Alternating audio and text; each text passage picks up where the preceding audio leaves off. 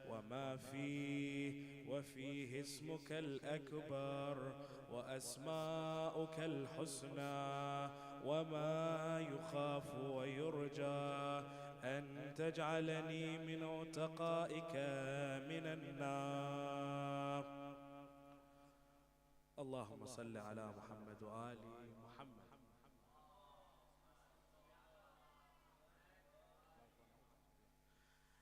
حاجات.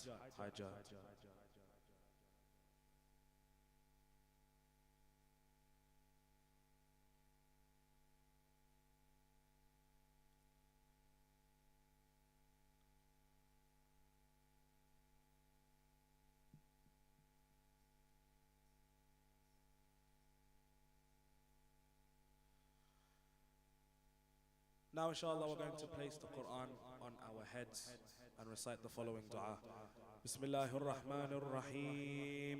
Allahumma bihaqqi hadha al-Quran wa bihaqqi man arsaltahu bih wa bihaqqi kulli mu'minin madahtahu fih wa bihaqqika alayhim فلا أحد أعرف بحقك منك. اللهم صل على محمد وآل محمد. Now inshallah we're going to be reciting the following 10 times. بك يا الله بك يا الله بك يا الله بك يا الله بك يا الله بك يا الله بك يا الله بك يا الله بك يا الله بك يا الله بمحمد بمحمد بمحمد بمحمد بمحمد بمحمد بمحمد بمحمد بمحمد بمحمد بمحمد بعلي بعلي بعلي بعلي بعلي بعلي بعلي بعلي بعلي بعلي بعلي بفاطمة بفاطمة بفاطمة بفاطمة بفاطمة بفاطمة بفاطمة بفاطمة بفاطمة بفاطمة بالحسن بالحسن بالحسن بالحسن بالحسن بالحسن بالحسن بالحسن بالحسن بالحسن بالحسن بالحسين بالحسين بالحسين بالحسين بالحسين بالحسين بالحسين بالحسين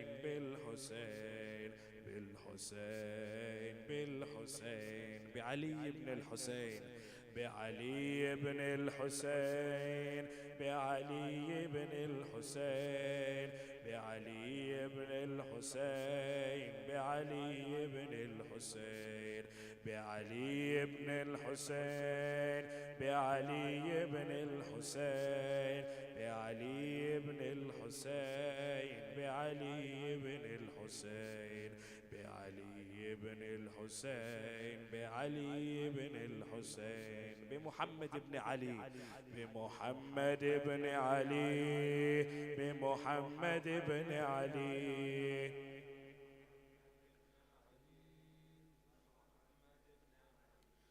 بمحمد بن علي بمحمد بن علي بمحمد بن علي بمحمد بن علي بمحمد بن علي بمحمد بن علي بجعفر بن محمد بجعفر بن محمد بجعفر بن محمد بجعفر بن محمد بجعفر بن محمد بجعفر بن محمد بجعفر بن محمد بجعفر بن محمد بجعفر بن محمد بجعفر بن محمد بموسى بن جعفر بموسى بن جعفر بموسى بن جعفر بموسى بن جعفر بموسى بن جعفر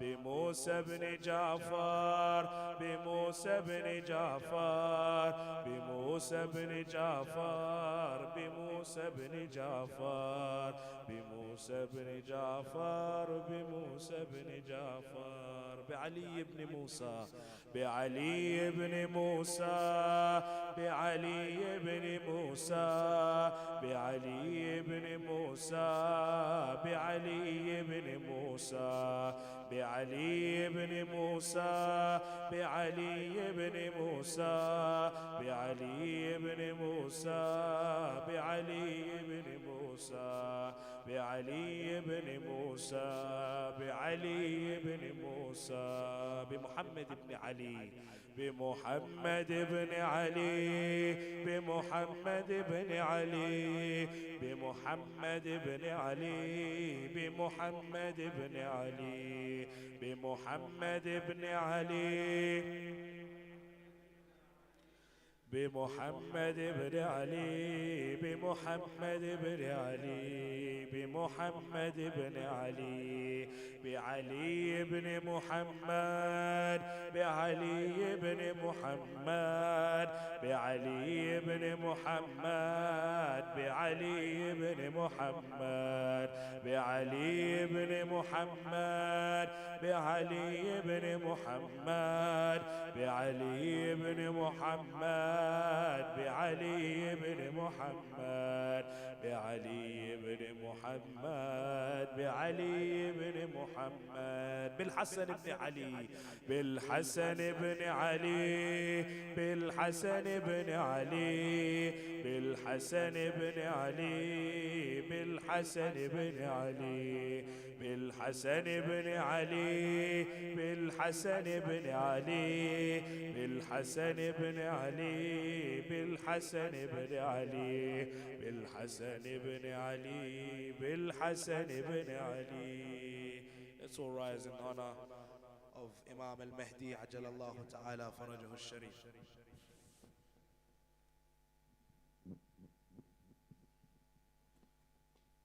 بالحجة بالحجة بالحجة بالحجة بالحجة بالحجة بالحجة بالحجة بالحجة بالحجة حاجات حاجات.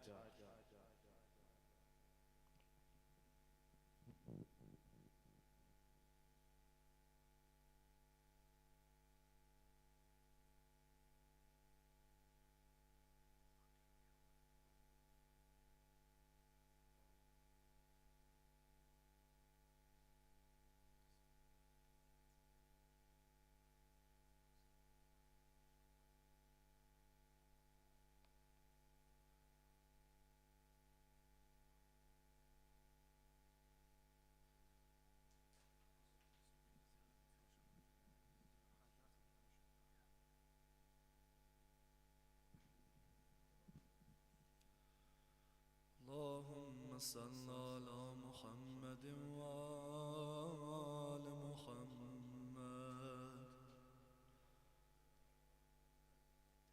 وعجل فرجهم.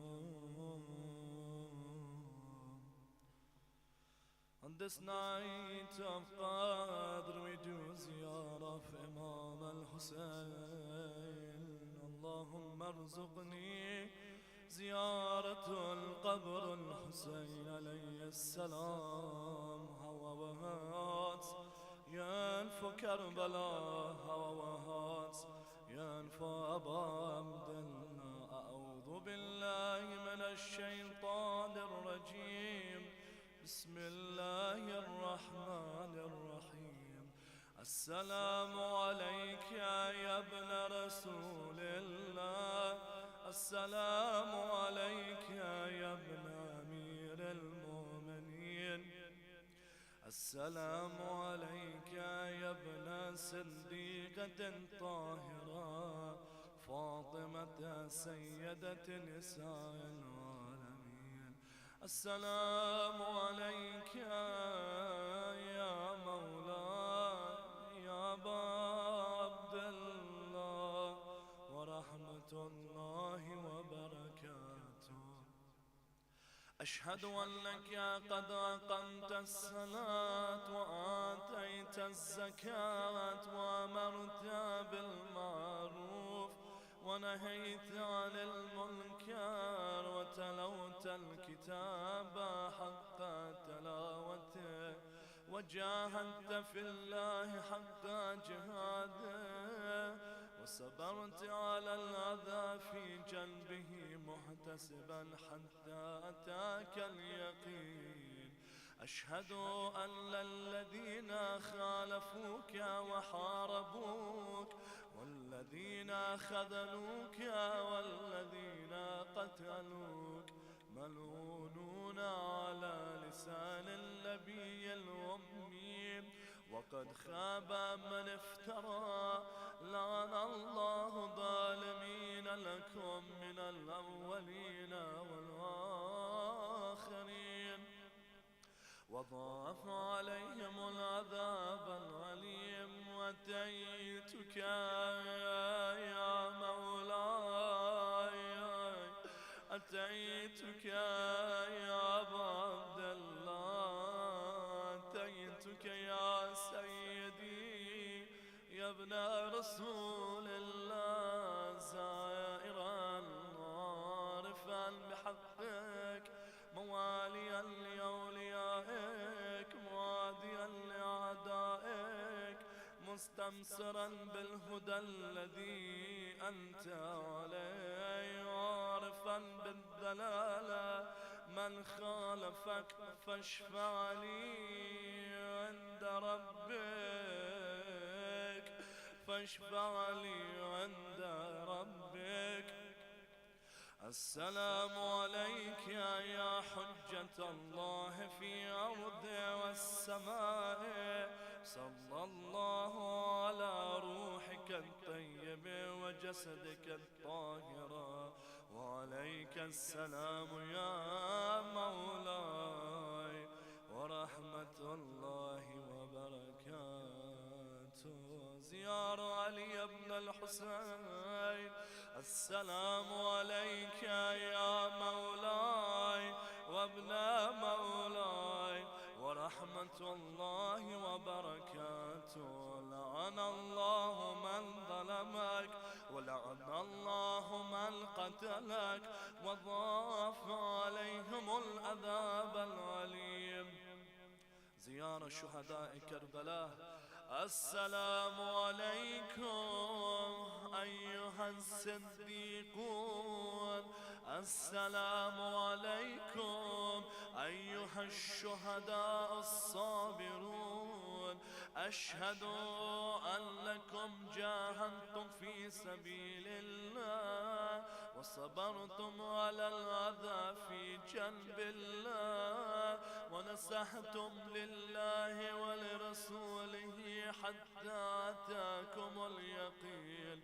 أشهد أنكم أحياء عند ربكم ترزقون. فجزاكم الله عن الإسلام وأهله أفضل جزاء المحسنين وجمع بيننا وبينكم في محل النعيم. زيارة العباس بن علي. السلام عليك يا ابن أمير المؤمنين. السلام عليك يا أيها العبد الصالح المطيع لله. وأشهد أنك قد جاهدت ونسحت وصبرت حتى أتاك اليقين. لعن الله الظالمين لكم من الأولين والآخرين.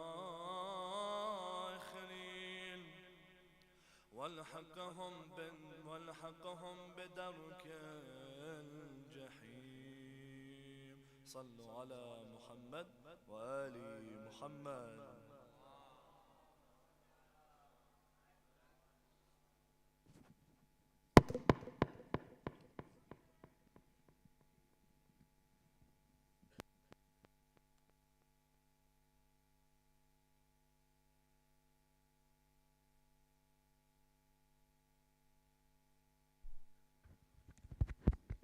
Now, inshallah, we will proceed with the Amal as recommended for the 23rd night with Surah Ankabut. Inshallah, salawat ala Muhammad wa ali Muhammad. Allahumma salli ala Muhammad.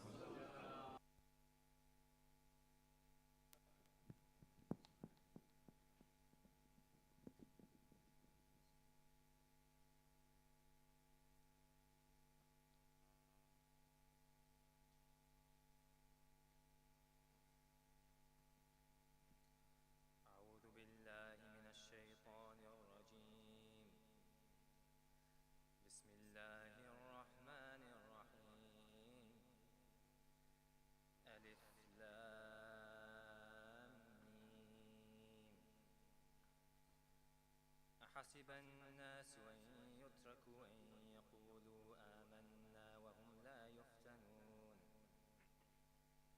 ولقد فتنا الذين من قبلهم فليعلمن الله الذين صدقوا وليعلمن الذين كاذبين.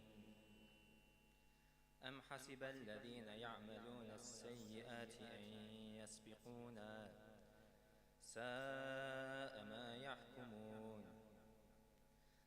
من كان يرجو لقاء الله فإن أجل الله لآت وهو السميع العليم. ومن جاهد فإنما يجاهد لنفسه إن الله لغني عن العالمين. والذين آمنوا وعملوا الصالحات لنكفرن عنهم سيئاتهم ولنجزينهم أحسن الذي كانوا يعملون.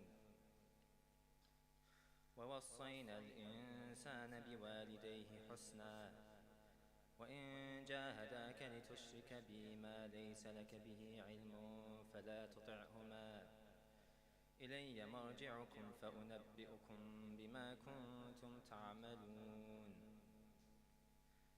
والذين آمنوا وعملوا الصالحات لندخلنهم في الصالحين. ومن الناس من يقول آمنا بالله فإذا أوذي في الله جعل فتنة الناس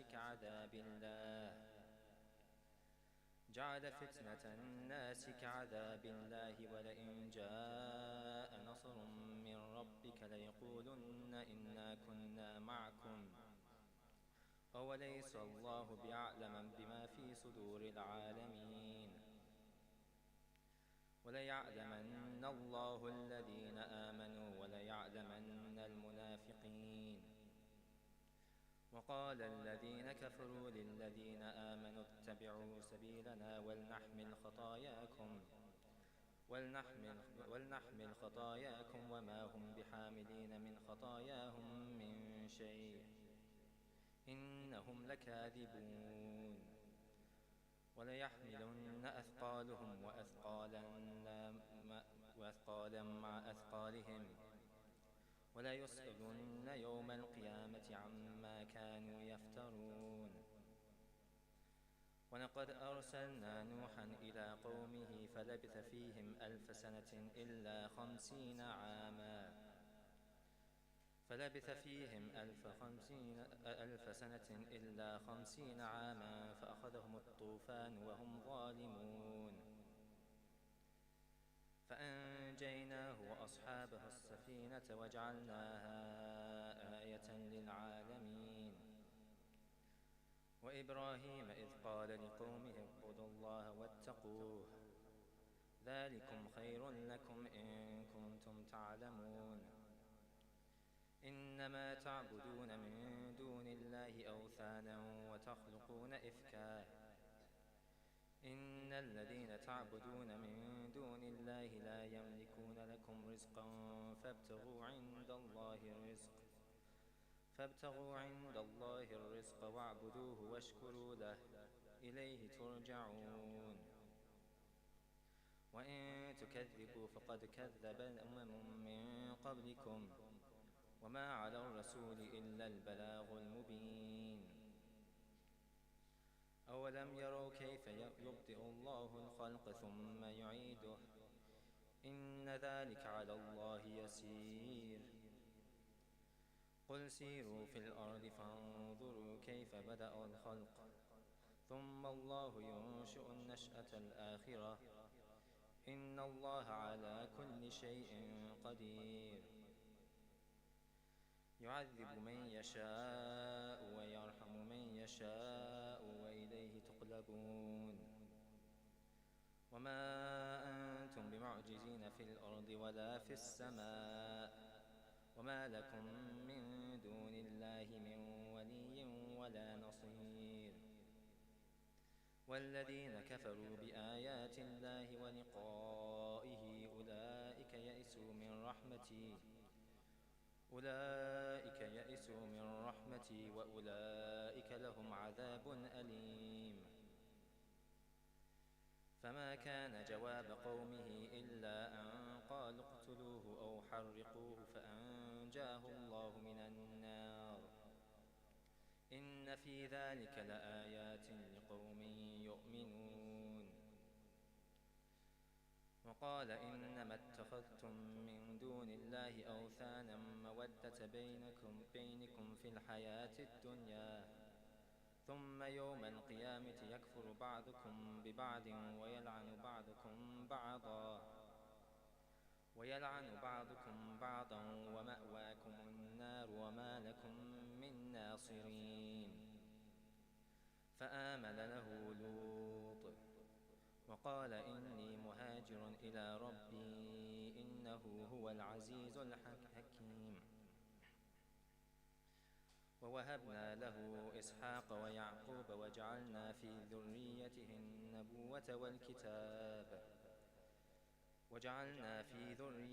النبوة والكتاب وآتيناه أجره في الدنيا وإنه في الآخرة لمن الصالحين ولوطا إذ قال لقومه إنكم لتأتون الفاحشة ما سبقكم بها من أحد من العالمين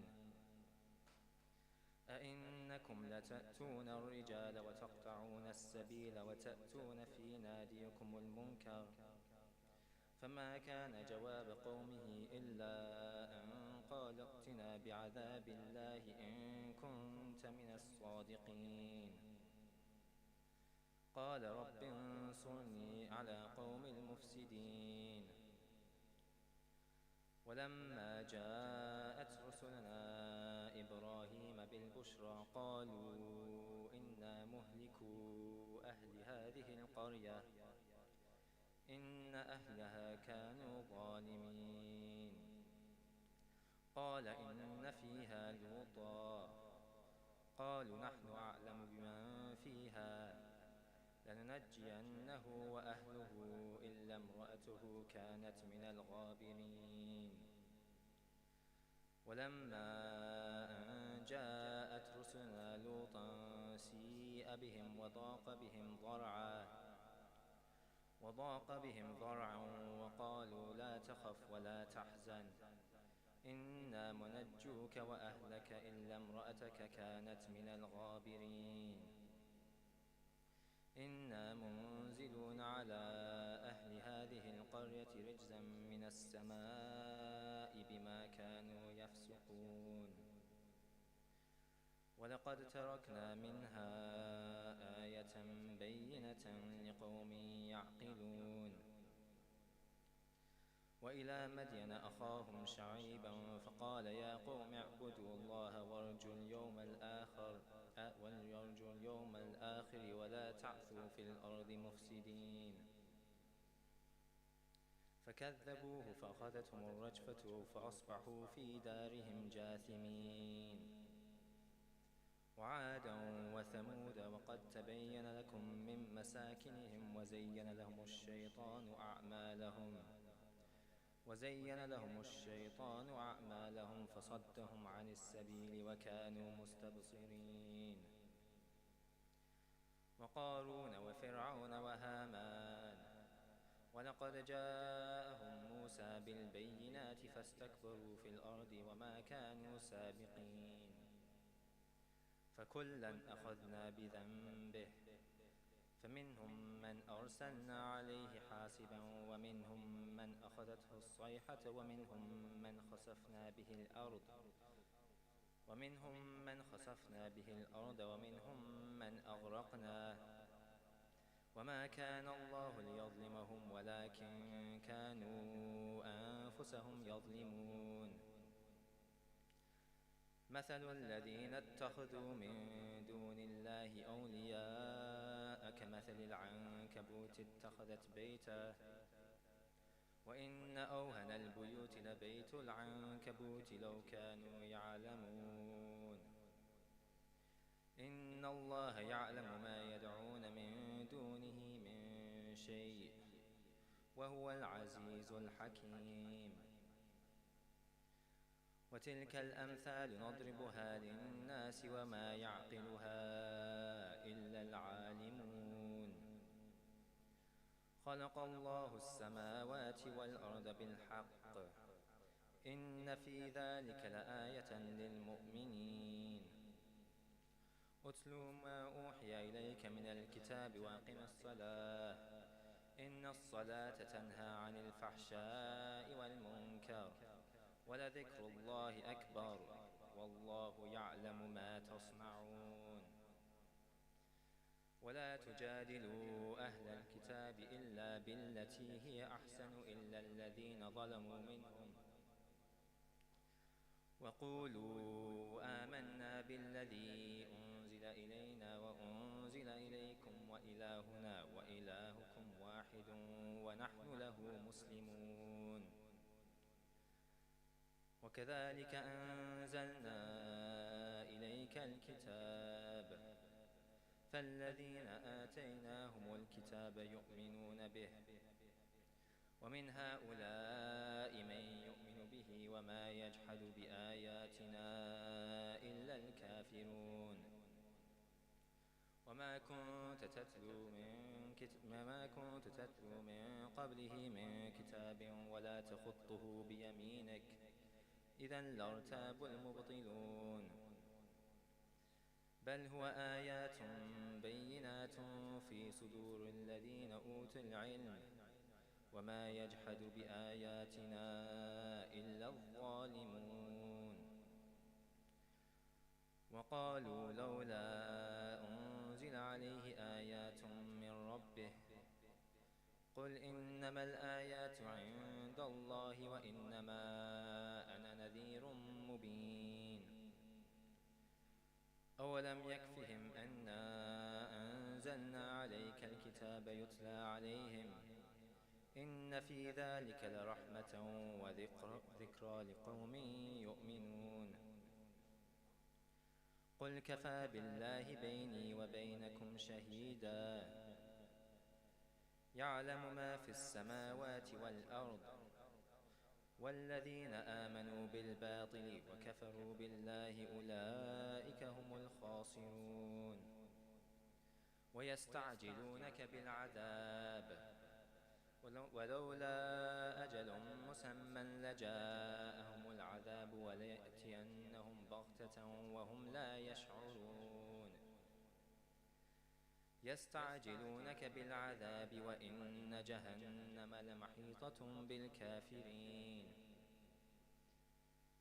يوم يغشاهم العذاب من فوقهم ومن تحت أرجلهم ويقول ذوقوا ما كنتم تعملون يا عبادي الذين آمنوا إن أرضي واسعة فإياي فاعبدون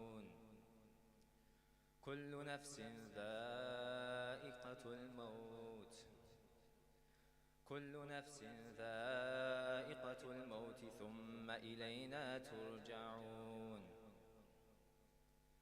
والذين آمنوا وعملوا الصالحات لنبوئنهم من الجنة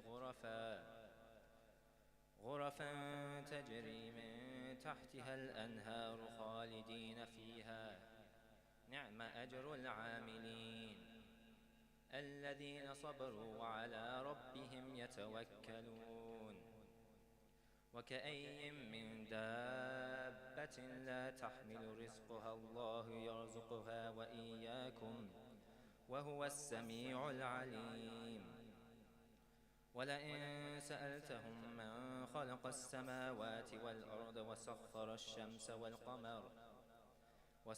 الشمس والقمر ليقولن الله فأنى يؤفكون الله يبسط الرزق لمن يشاء من عباده ويقدر له إن الله بكل شيء عليم ولئن سألتهم من نزل من السماء ماء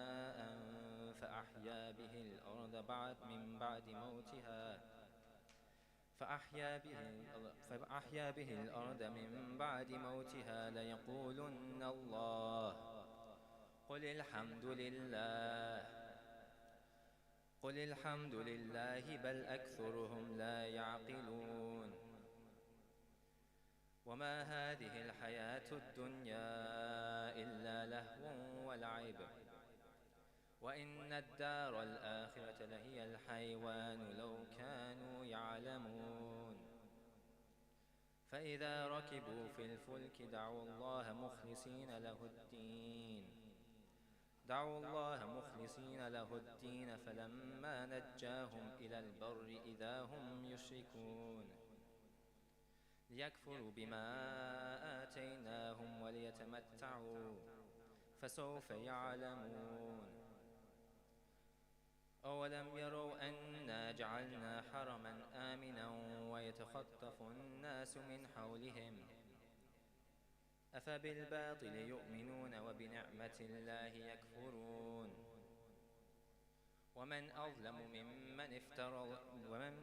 ممن افترى على الله كذبا أو كذب بالحق لما جاءه أليس في جهنم مثوى للكافرين والذين جاهدوا فينا لنهدينهم سبلنا وإن الله لمع المحسنين صدق الله العلي العظيم الله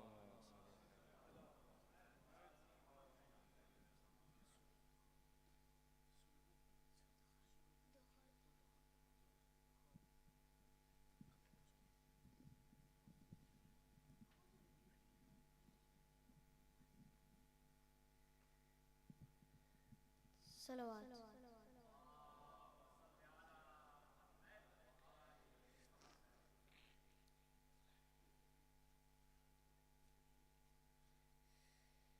أعوذ بالله من الشيطان الرجيم بسم الله الرحمن الرحيم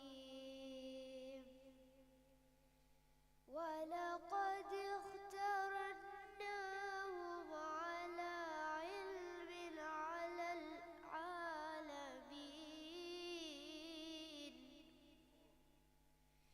وآتيناهم من الآيات ما فيه بلاء مبين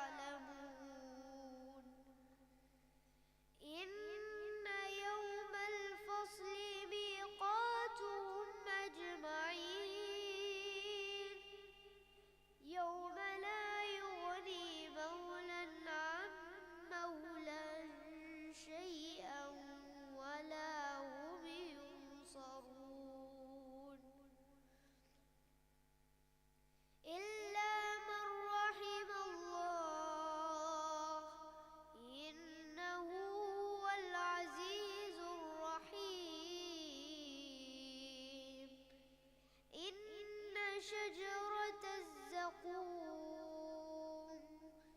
طعام الأثيم كالمهل يغلي في البطون كغلي الحميم خذوه فاعتلوه إلى سواء الجحيم ثم صبوا فوق رأسه من عذاب الحميم ذق إنك أنت العزيز الكريم إن هذا ما كنتم به تمترون إن المتقين في مقام أمين في جنات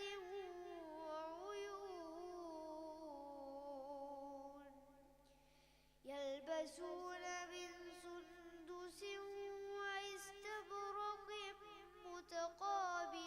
متقابلين كذلك وزوجناهم بحور عين يدعون فيها بكل فاكهة آمنين لا يذوقون فيها الموت إلا الموتة الأولى ووقاهم عذاب الجحيم فضلا من ربك ذلك هو الفوز العظيم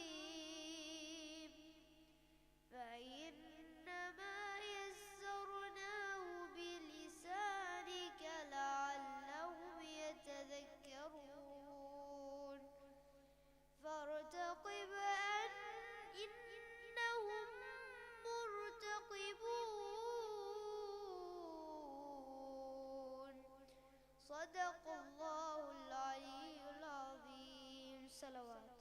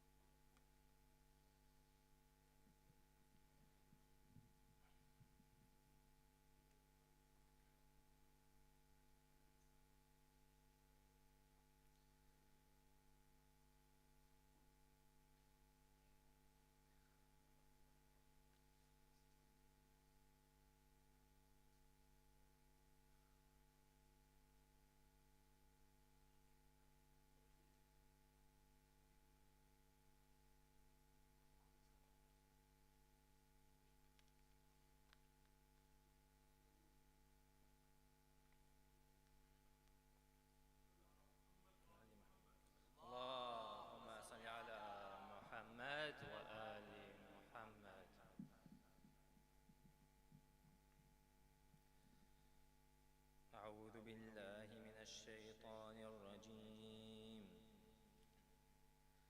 بسم الله الرحمن الرحيم ألف لام ميم غلبت الروم في أدنى الأرض وهم من بعد غلبهم سيغلبون في بضع سنين لله الأمر من قبل ومن بعد ويومئذ يفرح المؤمنون بنصر الله ينصر من يشاء وهو العزيز الرحيم.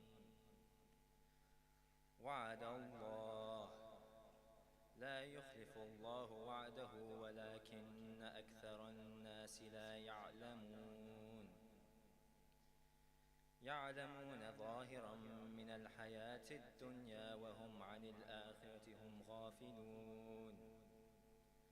أولم يتفكروا في أنفسهم ما خلق الله السماوات والأرض وما بينهما إلا بالحق وأجل مسمى وإن كثيرا من الناس بلقاء ربهم لكافرون. أولم يسيروا في الأرض فينظروا كيف كان عاقبة الذين من قبلهم كانوا أشد منهم قوة وأثاروا الأرض وعمروها أكثر مما عمروها وجاءتهم رسلهم بالبينات فما كان الله ليظلمهم ولكن كانوا أنفسهم يظلمون. ثم كان عاقبة الذين أساءوا السوء أن كذبوا بآيات الله وكانوا بها يستهزئون. الله يبدأ الخلق ثم يعيده ثم إليه ترجعون. ويوم تقوم الساعة يبلس المجرمون ولم يكن لهم من شركائهم شفعاء وكانوا بشركائهم كافرين. ويوم تقوم الساعة يومئذ يتفرقون فأما الذين آمنوا وعملوا الصالحات فهم في روضة يحبرون. وأما الذين كفروا وكذبوا بآياتنا ولقاء الآخرة فأولئك في العذاب محضرون. فسبحان الله حين تمسون وحين تصبحون وله الحمد في السماوات والحين تظهرون. يخرج الحي من الميت ويخرج الميت من الحي ويحيي الأرض بعد موتها وكذلك تخرجون. ومن آياته أن خلقكم من تراب ثم إذا أنتم بشر تنتشرون. ومن آياته أن خلق لكم من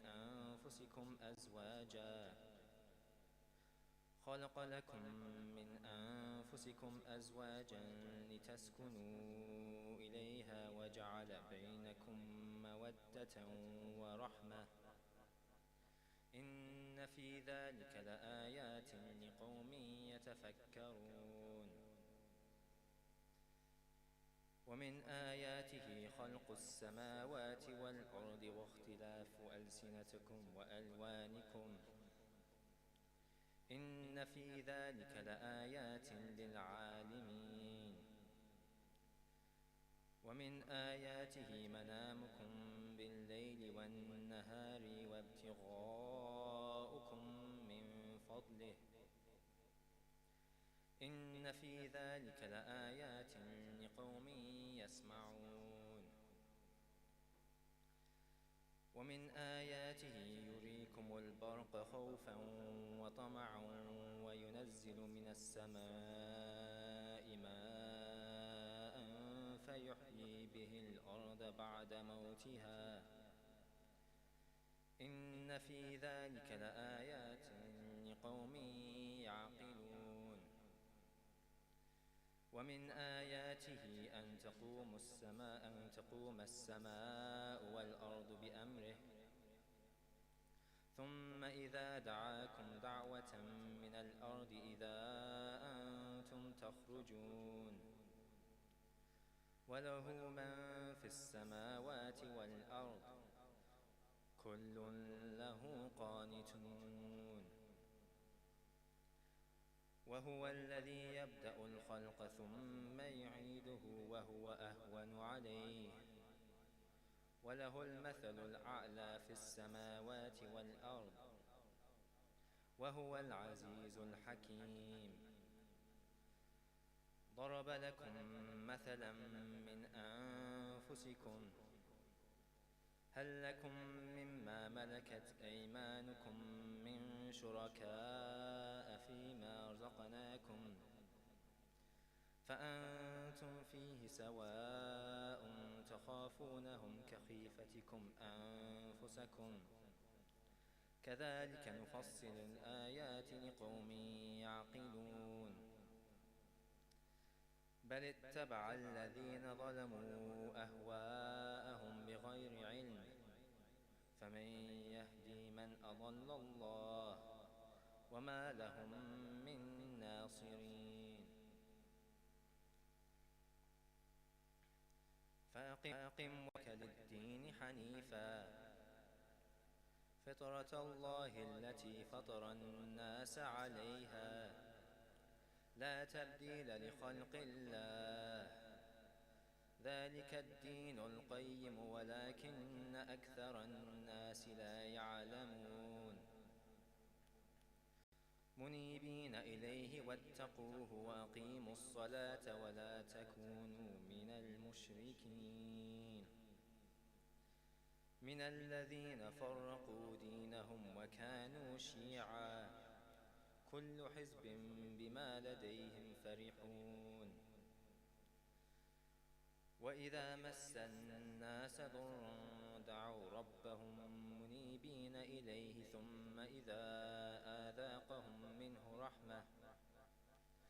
ثم إذا آذاقهم منه رحمة إذا فريق منهم بربهم يشركون ليكفروا بما آتيناهم فتمتعوا فسوف تعلمون أم أنزلنا عليهم سلطان فهو يتكلم بما كانوا به يشركون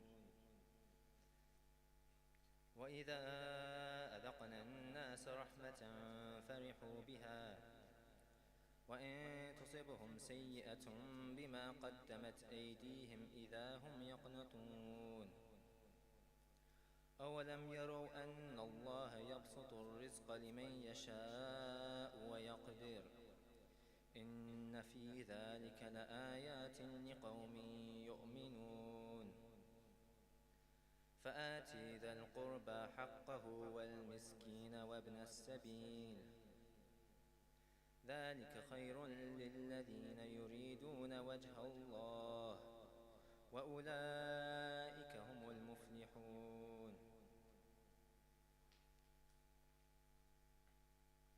وما آتيتم من ربا ليربو في أموال الناس فلا يربو عند الله وما آتيتم من زكاة تريدون وجه الله فأولئك هم المضعفون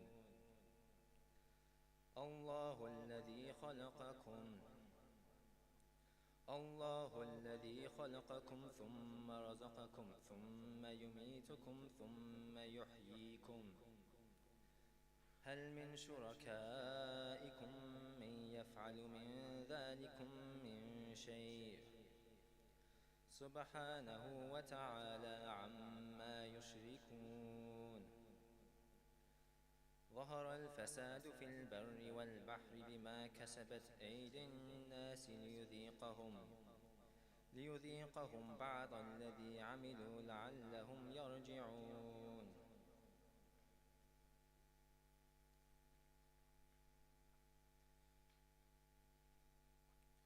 قل سيروا في الأرض فانظروا كيف كان عاقبة الذين من قبل فانظروا كيف كان عاقبة الذين من قبل كان أكثرهم مشركين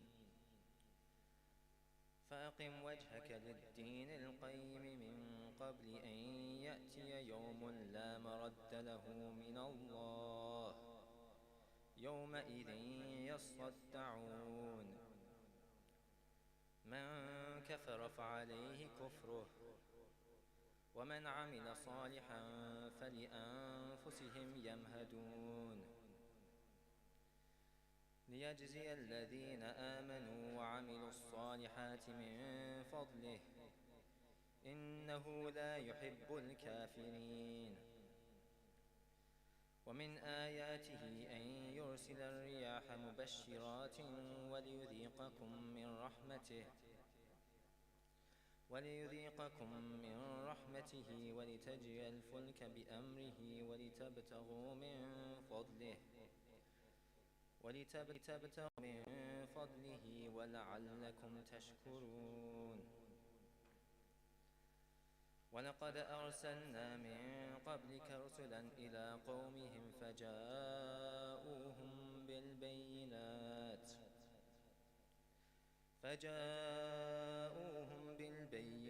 فانتقمنا من الذين أجرموا وكان حقا علينا نصر المؤمنين الله الذي يرسل الرياح فتثير سحابا فيبسطه في السماء كيف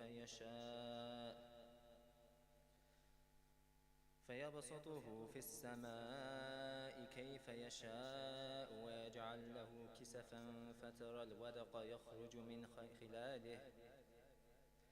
فترى الودق يخرج من خلاله فإذا أصاب به من يشاء من عباده إذا هم يستبشرون وإن كانوا من قبل أن ينزل عليهم من قبله لمبلسين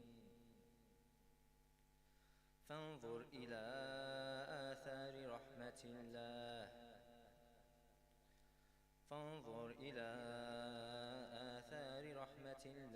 كيف يحيي الأرض بعد موتها إن ذلك لمحيي الموتى وهو على كل شيء قدير ولئن أرسلنا ريحا فرأوه مصفرا لظلوا من بعده يكفرون فإنك لا تسمع الموتى ولا تسمع الصم الدعاء إذا ولوا مدبرين وما أنت بهاد العمي عن ضلالتهم إن تسمع إلا من يؤمن بآياتنا فهم مسلمون الله الذي خلقكم من ضعف ثم جعل من بعد ضعف قوة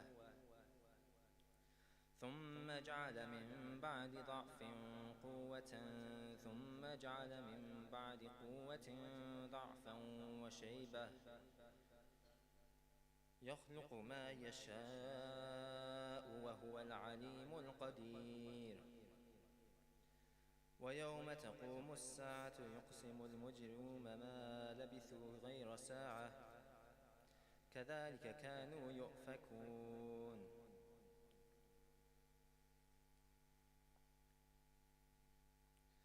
وقال الذين أوتوا العلم والإيمان لقد لبثتم في كتاب الله إلى يوم البعث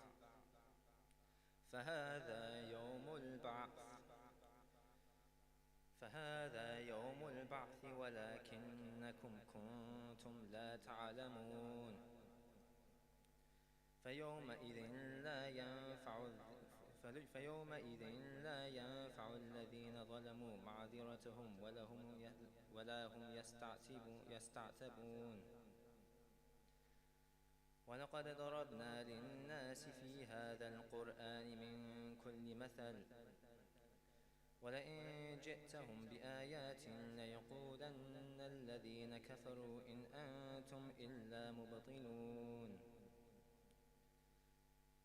كذلك يطبع الله على قلوب الذين لا يعلمون فاصبر إن وعد الله حق فاصبر إن وعد الله حق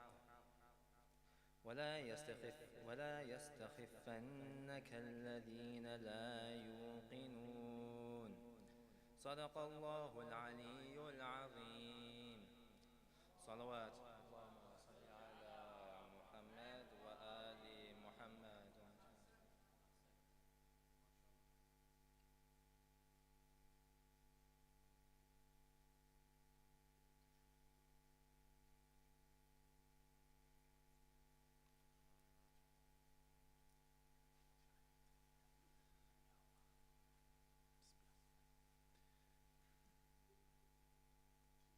دعاء جوش الكبير.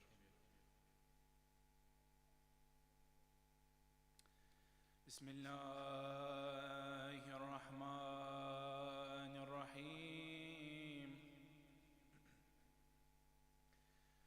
اللهم صل على محمد وآل محمد. سبحانك يا لا إله إلا أنت الغوث الغوث خلصنا من النار يا رب. اللهم إني أسألك باسمك يا الله يا رحمن يا رحيم يا كريم يا مقيم يا عظيم يا قديم يا عليم يا حليم يا حكيم. سبحانك يا لا إله إلا أنت الغوث الغوث خلصنا من النار يا سيد السادات يا مجيب الدعوات يا رافع الدرجات يا ولي الحسنات يا غافر الخطيئات يا معطي المسألات يا قابل التوبات يا سامع الأصوات يا خفيات يا دافع البليات. سبحانك يا لا إله إلا أنت الغوث الغوث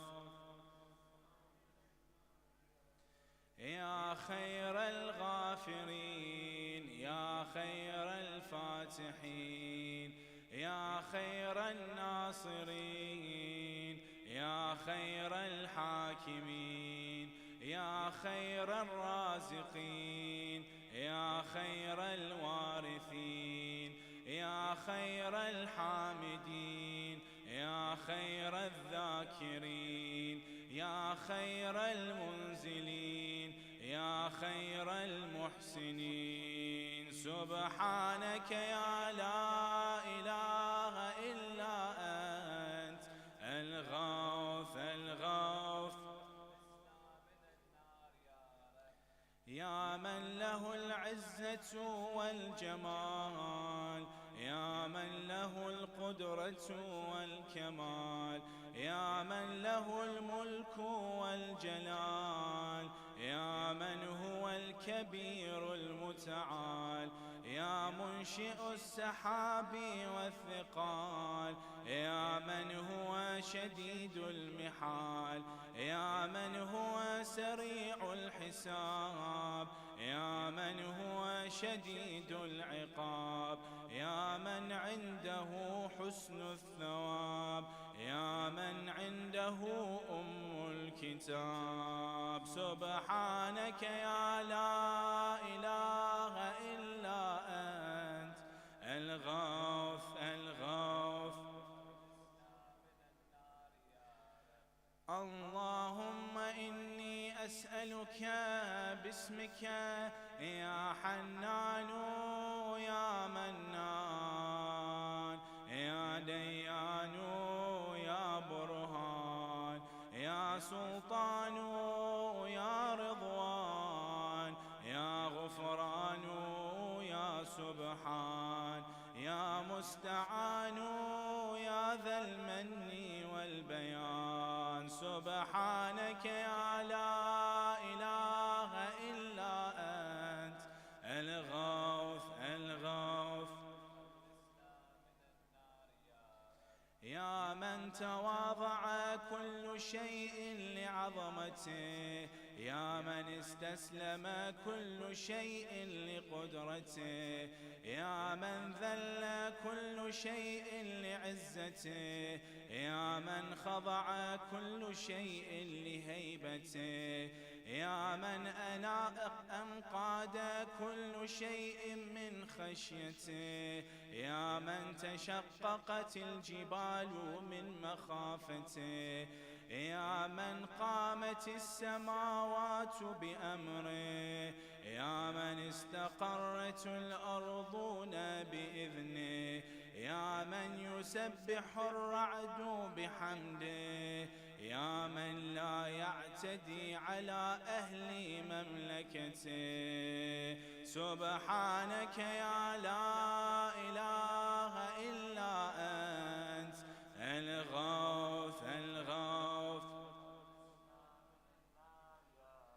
يا غافر الخطايا يا كاشف البلايا يا منتهى الرجايا يا مجزل العطايا يا واهب الهدايا يا رازق البرايا يا قاضي المنايا يا سامع الشكايا يا باعث البرايا يا مطلق الأسارى أسارى. سبحانك يا لا إله إلا أنت الغوث الغوث.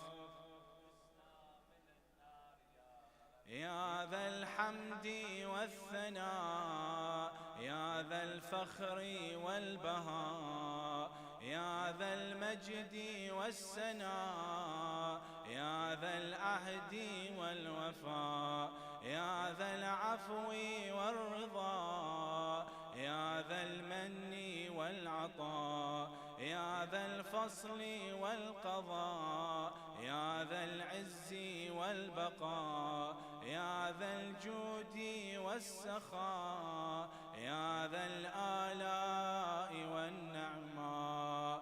سبحانك يا لا إله إلا أنت الغوث الغوث.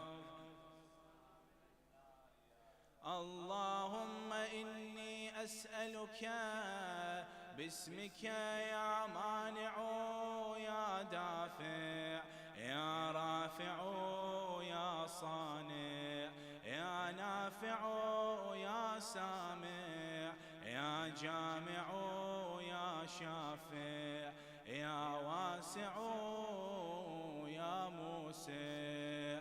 سبحانك يا لا إله إلا أنت الغوث الغوث. يا صانع كل مصنوع يا خالق كل مخلوق يا رازق كل مرزوق يا مالك كل مملوك يا كاشف كل مكروب يا فارج كل مهموم يا راحم كل مرحوم يا ناصر كل مخذول يا ساتر كل معيوب ملجأ كل مطرود. سبحانك يا لا إله إلا أنت الغوث الغوث خلصنا. يا عدتي عند شدتي، يا رجائي عند مصيبتي، يا مؤنسي عند وحشتي، يا صاحبي عند غربتي، يا وليي عند نعمتي، يا غياثي عند كربتي، يا دليلي عند حيرتي، يا غنائي عند افتقاري، يا ملجئي عند اضطراري، يا معيني عند مفزعي. سبحانك يا لا إله إلا أنت الغوث. يا علام الغيوب، يا غفار الذنوب، يا ستار العيوب، يا كاشف الكروب، يا مقلب القلوب، يا طبيب القلوب، يا منور القلوب، يا أنيس القلوب، يا مفرج الهموم، يا منفس الغموم. سبحانك يا لا إله إلا أنت الغوث الغوث. اللهم إني أسألك باسمك يا جليل يا جميل، يا وكيل يا كفيل، يا دليل يا قبيل، يا مديل يا منيل، يا مقيل يا محيل. سبحانك يا لا إله إلا أنت الغوث. يا دليل المتحيرين، يا غياث المستغيثين، يا صريخ المستصرخين، يا جار المستجيرين، يا أمان الخائفين، يا عون المؤمنين، يا راحم المساكين، يا ملجأ العاصين، يا غافر المذنبين، يا مجيب دعوة المضطرين. سبحانك يا لا إله إلا أنت الغوث الغوث.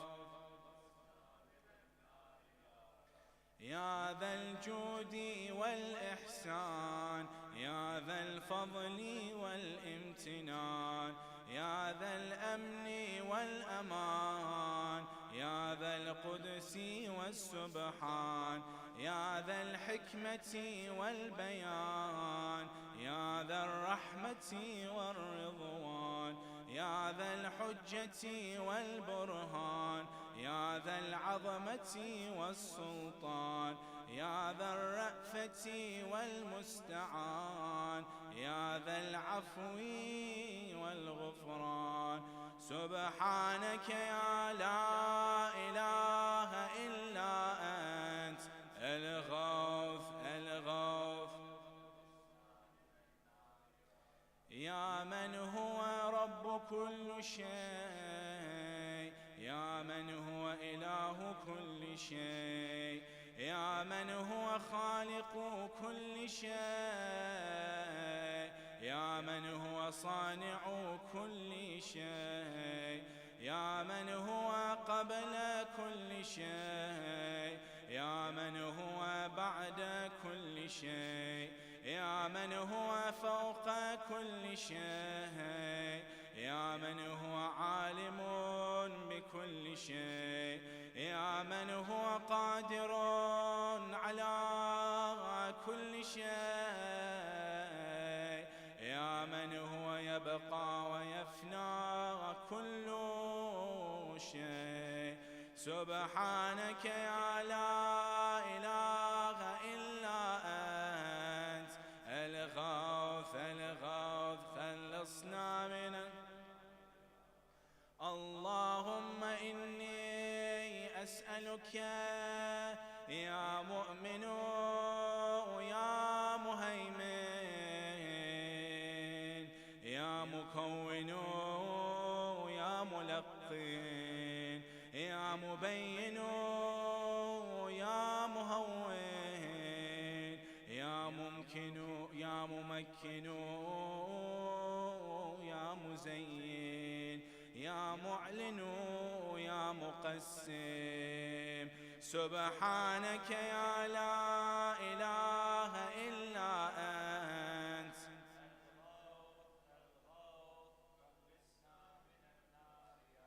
يا من هو في ملكه مقيم يا من هو في سلطانه قديم يا من هو في جلاله عظيم يا من هو على عباده رحيم يا من هو بكل شيء عليم يا من هو بمن عصاه حليم يا من هو بمن رجاه كريم يا من هو في صنعه حكيم يا من هو في حكمته لطيف يا من هو في لطفه قديم سبحانك يا لا إله إلا أنت الغوث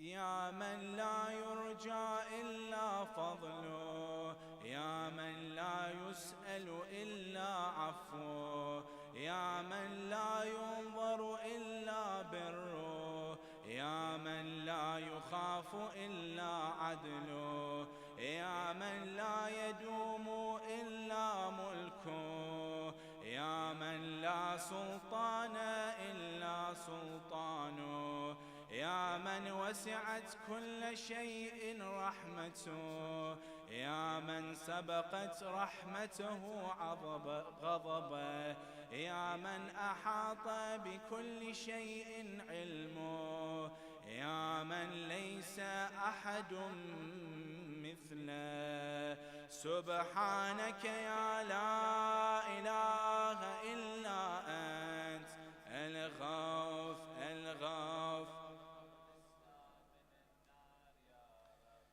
يا فارج الهم يا كاشف الغم يا غافر الذنب يا قابل التوب يا خالق الخلق يا صادق الوعد يا موفي العهد يا عالم السر يا فالق الحب يا رازق الأنام سبحانك يا لا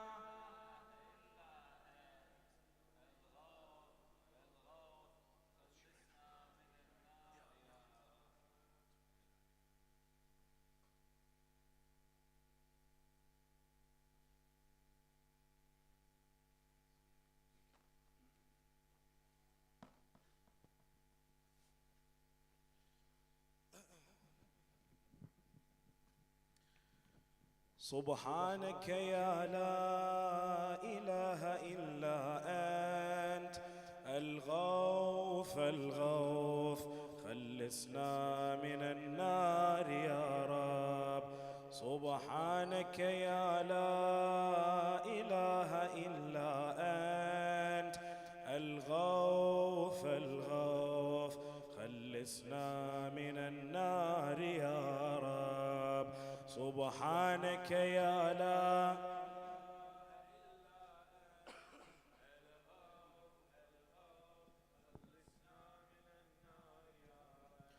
سبحانك يا لا إله إلا أنت.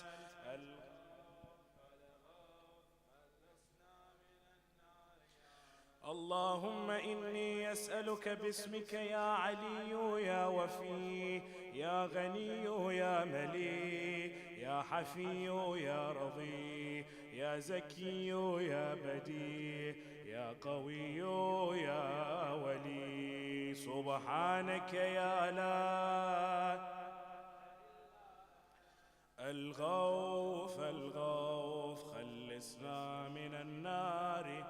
يا من أظهر الجميل يا من ستر القبيح يا من لم يؤاخذ بالجريرة يا من لم يهتك الستر يا عظيم العاف يا حسن التجاوز يا واسع المغفرة يا باسط اليدين بالرحمة يا صاحب كل نجوى يا منتهى كل شكوى. سبحان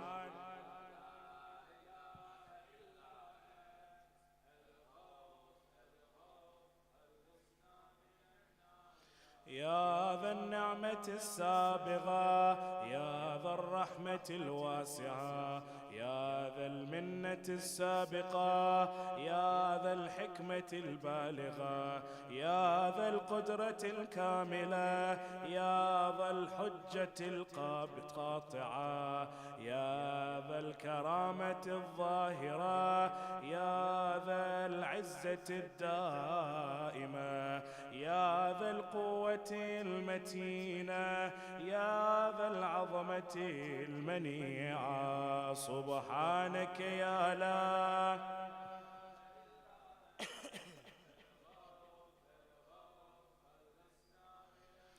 يا بديع السماوات يا جاعل الظلمات يا راحم العبرات يا مقيل الآثرات يا ساتر العورات يا محيي الأموات يا منزل الآيات يا مضاعف الحسنات يا ماحي السيئات يا شديد النقمات. سبحانك يا لا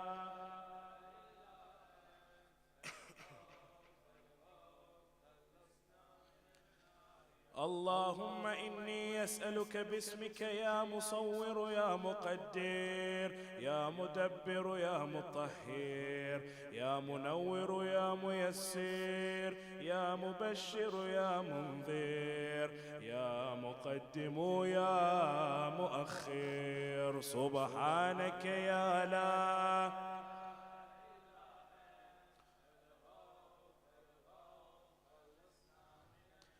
يا رب البيت الحرام يا رب الشهر الحرام يا رب البلد الحرام يا رب الركن والمقام يا رب المشعر الحرام يا رب المسجد الحرام يا رب الحل والحرام يا رب النور والظلام يا رب التحية والسلام يا رب القدرة في الأنام. سبحانك يا لا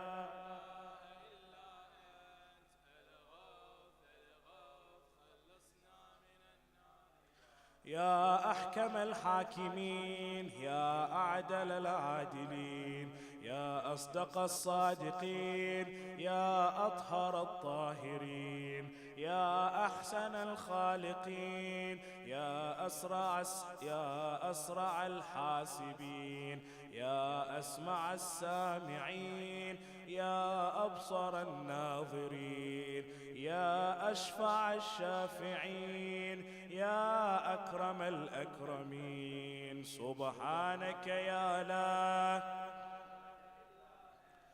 الغوث خلصنا يا عماد عماد من لا عماد له، يا سند من لا سند له، يا ذخر من لا ذخر له، يا حرز من لا حرز له، يا غياث من لا غياث له، يا فخر من لا فخر له، يا عز من لا عز له، يا معين من لا معين له، يا أنيس من لا أنيس له، يا أمان من لا أمان له. سبحانك يا لا إله الغوث الغوث خلصنا.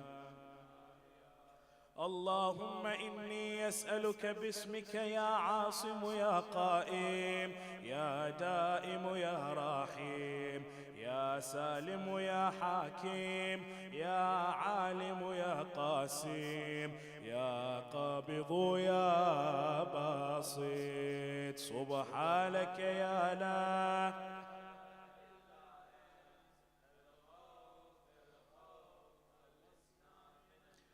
يا عاصم من استعصم يا راحم من استرحم يا غافر من استغفر يا ناصر من استنصر يا حافظ من استحفظ يا مكرم من استكرم يا مرشد من استرشد يا صريخ من استصرخ يا معين من استعان يا مغيث من استغاث.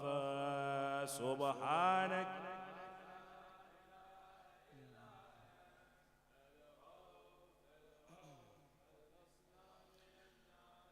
يا عزيزا لا يضام يا لطيفا لا يرام يا قيوما لا ينام يا دائما لا يفوت يا حيا لا يموت يا ملكا لا يزول يا باقيا لا يفنى يا عالما لا يجهل يا صمدا لا يطعم يا قويا لا يضعف.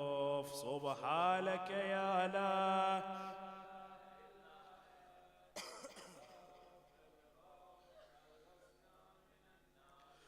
اللهم إني أسألك باسمك يا أحد يا واحد يا شاهد يا ماجد يا حامد يا راشد يا باعث يا وارث يا ضارع يا نافع. سبحانك يا لا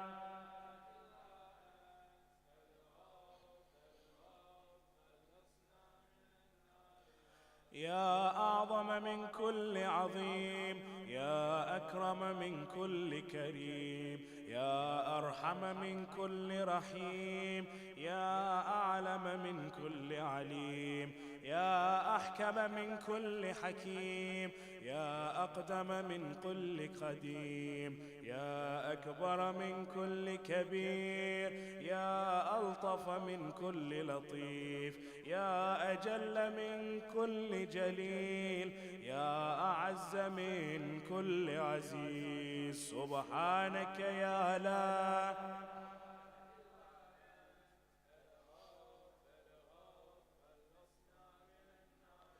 يا كريم الصاف يا عظيم المن يا كثير الخير يا قديم الفضل يا دائم اللطف يا لطيف الصنع يا منفس الكرب يا كاشف الضر يا مالك الملك يا قاضي الحق. سبحانك يا لا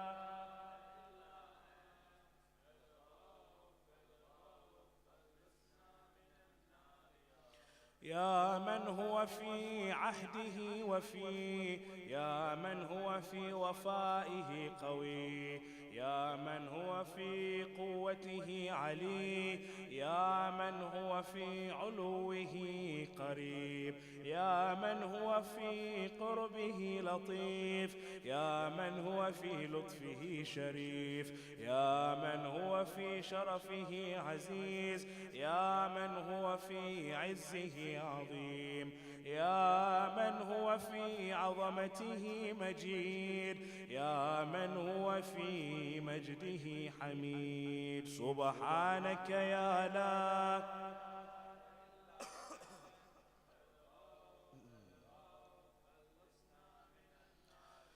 اللهم إني أسألك باسمك يا كافي يا شافي يا وافي يا معافي يا هادي يا داعي يا قاضي يا راضي يا عالي يا باقي. سبحانك يا لا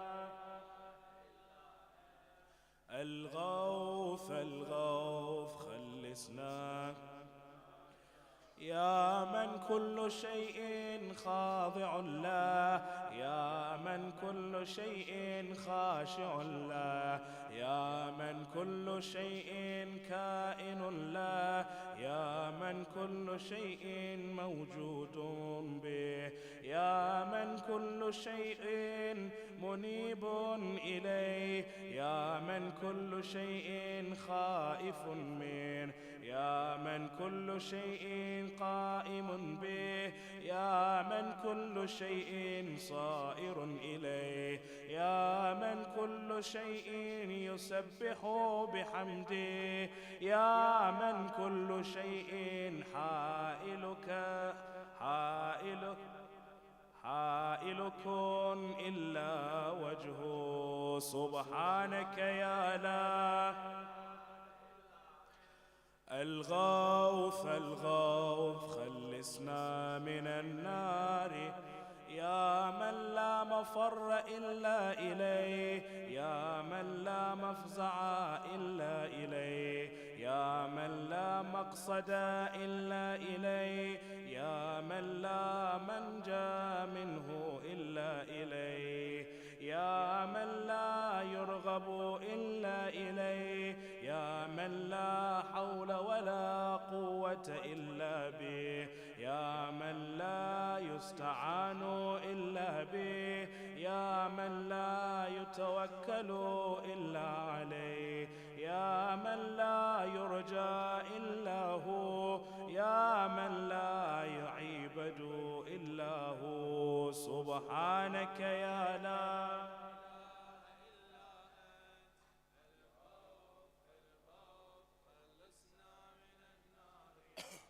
يا خير المرهوبين، يا خير المرغوبين، يا خير المطلوبين، يا خير المسؤولين، يا خير المقصودين، يا خير المذكورين، يا خير المشكورين، يا خير المحبوبين، يا خير المدعوين، يا خير المستأنسين. سبحانك يا لا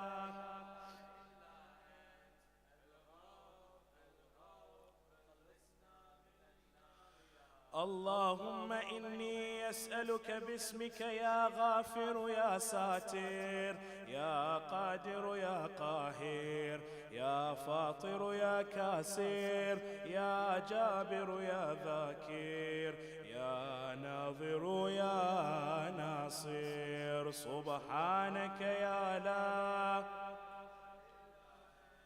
الغوث الغوث خلصنا، يا من خلق فسوى، يا من قدر فهدى، يا من يكشف البلوى، يا من يسمع النجوى، يا من ينقذ الغرقى، يا من ينجي الحلقى، يا من يشفي المرضى، يا من أضحك وأبكى، يا من أمات وأحيا، يا من خلق الزوجين الذكر والأنثى. سبحانك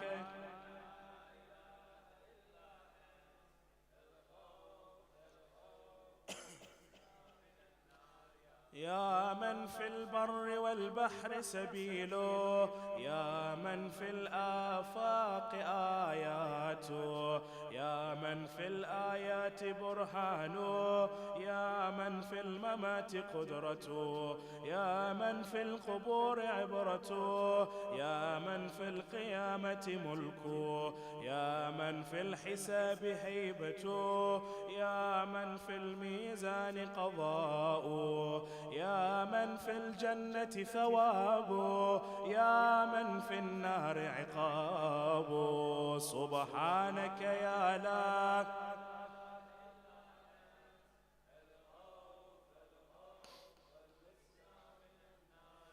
يا من إليه يهرب الخائفون، يا من إليه يفزع المذنبون، يا من إليه يقصد المنيبون، يا من إليه يرغب الزاهدون، يا من إليه يلجأ المتحيرون، يا من به يستأنس المريدون، يا من به يفتخر المحبون، يا من في عفوه يطمع الخاطئون، يا من إليه يسكن الموقنون، يا من عليه يتوكل المتوكلون. سبحانك يا لا الغوث الغوث. اللهم إني أسألك باسمك يا حبيب يا طبيب يا قريب يا رقيب يا حسيب يا محيب يا مذيب يا مجيب يا خبير يا بصير. سبحانك يا لا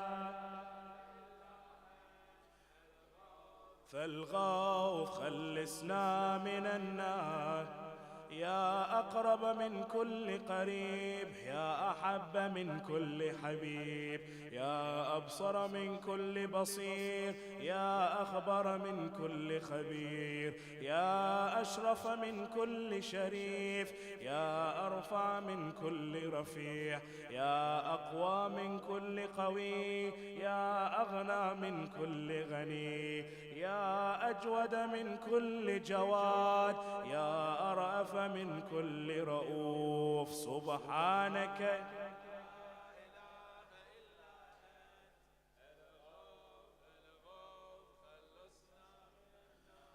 يا غالبا غير مغلوب، يا صانعا غير مصنوع، يا خالقا غير مخلوق، يا مالكا غير مملوك، يا قاهرا غير مقهور، يا رافعا غير مرفوع، يا حافظا غير محفوظ، يا ناصرا غير منصور، يا شاهدا غير غائب، يا قريبا غير بعيد. سبحان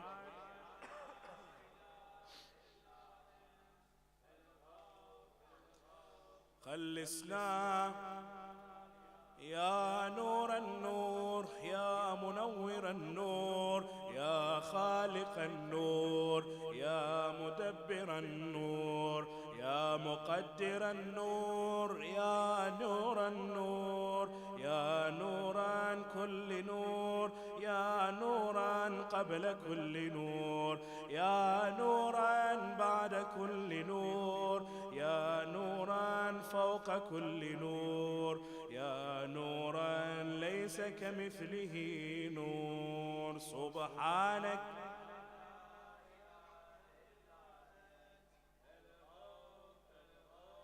خلصنا من النار، يا من عطاؤه شريف، يا من فعله لطيف، يا من لطفه مقيم، يا من إحسانه قديم، يا من قوله حق، يا من وعده صدق، يا من عفوه فضل، يا من عذابه عاد، يا من ذكره حلو، يا من فضله عميم. سبحانك يا لا إله إلا أنت الغوث الغوث خلصنا.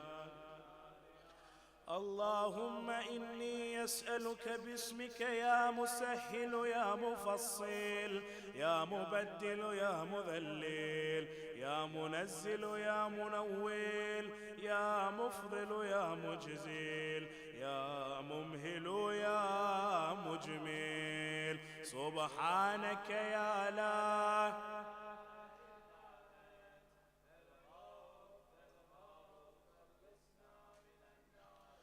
يا من يرى ولا يرى يا من يخلق ولا يخلق يا من يهدي ولا يهدى يا من يحيي ولا يحيى يا من يسأل ولا يسأل يا من يطعم ولا يطعم يا من يخير ولا يجار عليه يا من يقضي ولا يقضى عليه يا من يحكم ولا يحكم عليه يا من يلد ولم يولد ولم يكن له كفوا أحد سبحانك يا لا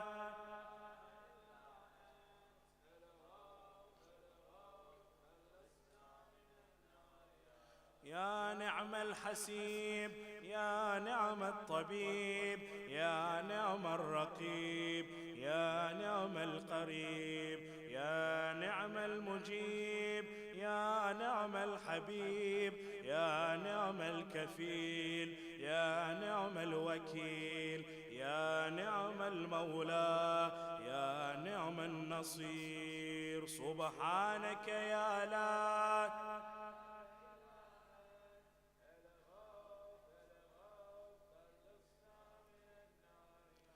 يا سرور العارفين يا منى المحبين يا أنيس المريدين يا حبيب التوابين يا رازق المقلين يا رجاء المذنبين يا قرة عين العابدين يا منفس عن المكرمين يا منفس عن المكروبين يا مفرج عن المغمومين يا إله إلا يا إله الأولين والآخرين سبحانك يا لا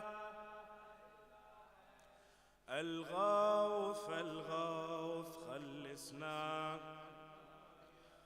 اللهم إني أسألك باسمك يا ربنا يا إلهنا يا سيدنا يا مولانا يا ناصرنا يا حافظنا يا دليلنا يا معيننا يا حبيبنا يا طبيبنا سبحانك يا لا إله إلا أنت الغوث الغوث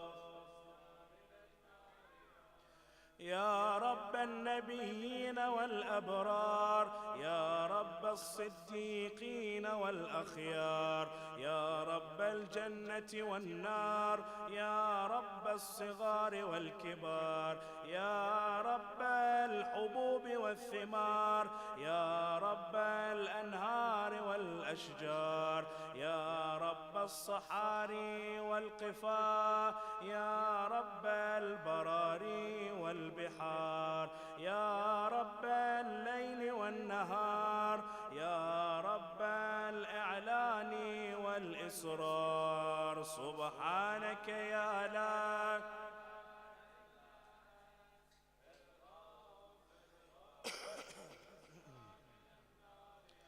يا من نفذ في كل شيء أمره يا من لحق بكل شيء علمه يا من بلغت إلى كل شيء قدرته يا من لا يحصي العباد نعمه يا من لا تبلغ الخلائق شكره يا من لا تدرك الأفهام جلاله يا من لا تنال الأوهام كناه العظمة والكبرياء رداء، يا من لا يرد العباد قضاء، يا من لا ملك إلا ملكه، يا من لا عطاء إلا عطاء. سبحانك يا لا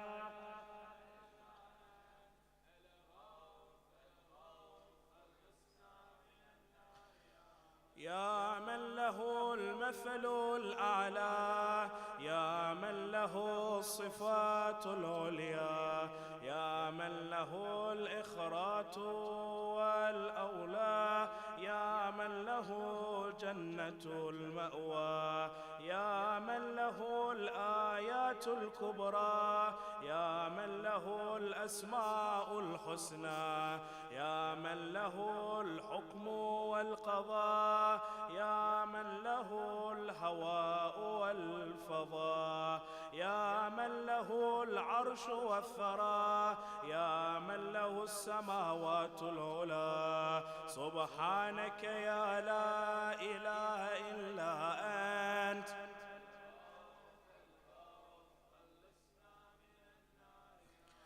اللهم إني أسألك باسمك يا عفو يا غفور يا صبور يا شكور يا رؤوف يا عطوف يا مسؤول يا ودود يا سبوح يا قدوس. سبحانك يا لا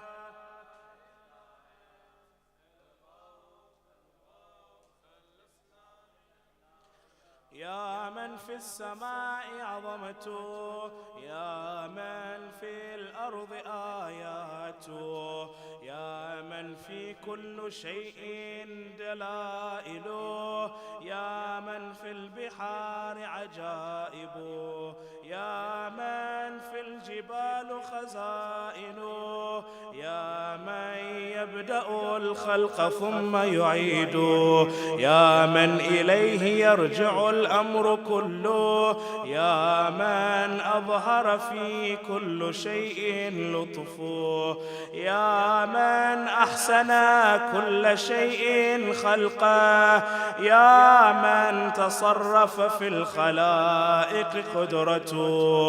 سبحانك يا لا إله إلا أنت الغوث الغوث. يا حبيب من لا حبيب له، يا طبيب من لا طبيب له، يا مجيب من لا مجيب له، يا شفيق من لا شفيق له، يا رفيق من لا رفيق له، يا مغيث من لا مغيث له، يا دليل من لا دليل له، يا أنيس من لا أنيس له، يا راحم من لا راحم له، يا صاحب من لا صاحب له.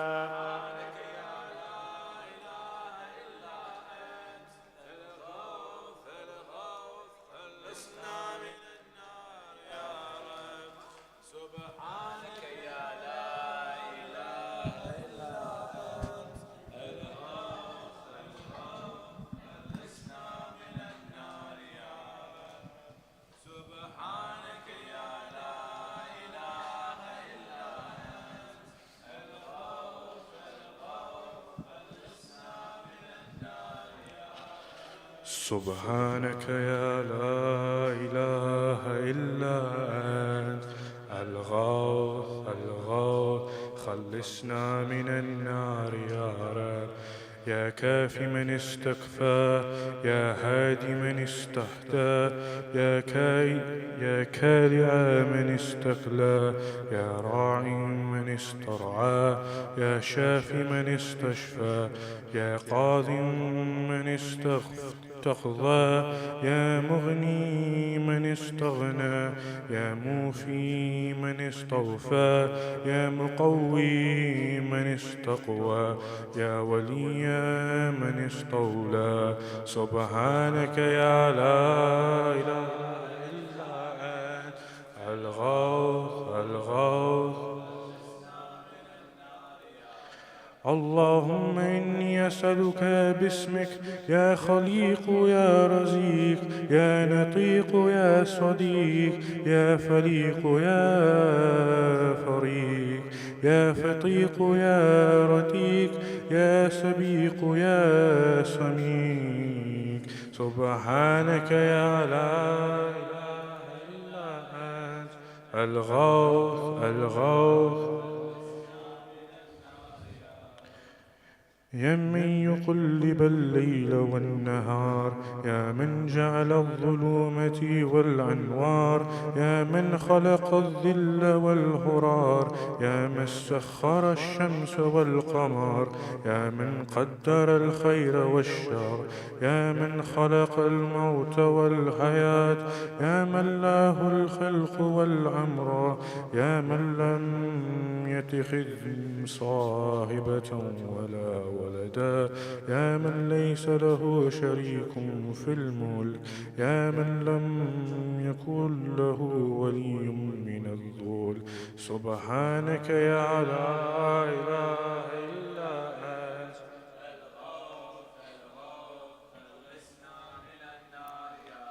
يا من يعلم مراد المريدين يا من يعلم ضمير الصالمتين يا من يسمع أنين الواهنين يا من يرى بكى الخائفين يا من يملك حوائج السائلين يا من يقبل عذر التائبين يا من لا يصلح أعمال المفسدين يا من لا يضيع أجر المحسنين يا من لا يبعد عن قلوب العارفين يا أجود الأجودين سبحانك يا لا إله إلا أنت الغوث الغوث خلصنا من النار يا دعيم البقاء يا سامع الدعاء يا واسع العطاء يا غافر الخطا يا بديع السماء يا حسن البلاء يا جميع اللسان يا قديم السناء يا كثير الوفاء يا شريف الجزاء سبحانك يا على الغوث الغوث اللهم إني أسألك باسمك يا ستار يا غفار يا قهار يا جبار يا صبار يا برار يا مختار يا فتار يا نفه يا مرطى سبحانك يا لا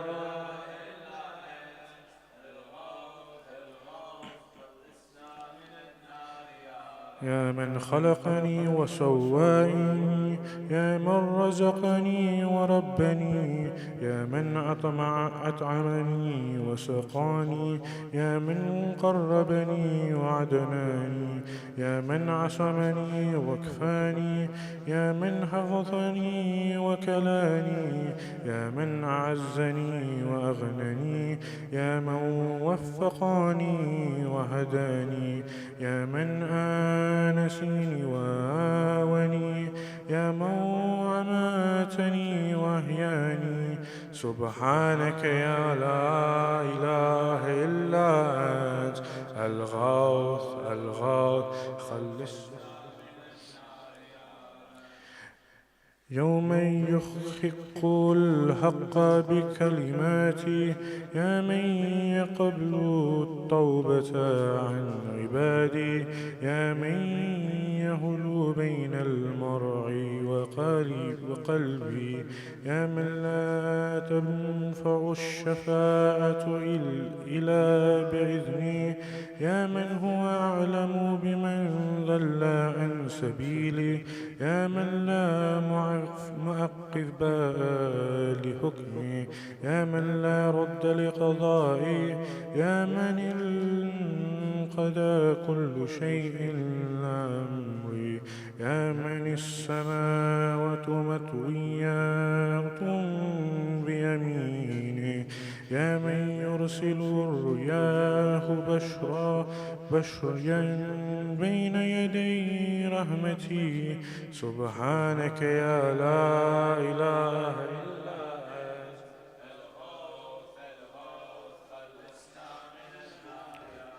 يا من جعل الأرض مهادا يا من جعل الجبال أوتادا يا من جعل الشمس سراجا يا من جعل القمر نورا يا من جعل الليل لباسا يا من جعل النهار معاشا يا من جعل النوم سباتا يا من جعل السماء بناها يا من جعل الأشياء أزواجا يا من جعل النار مرصادا سبحانك يا لا إله إلا أنت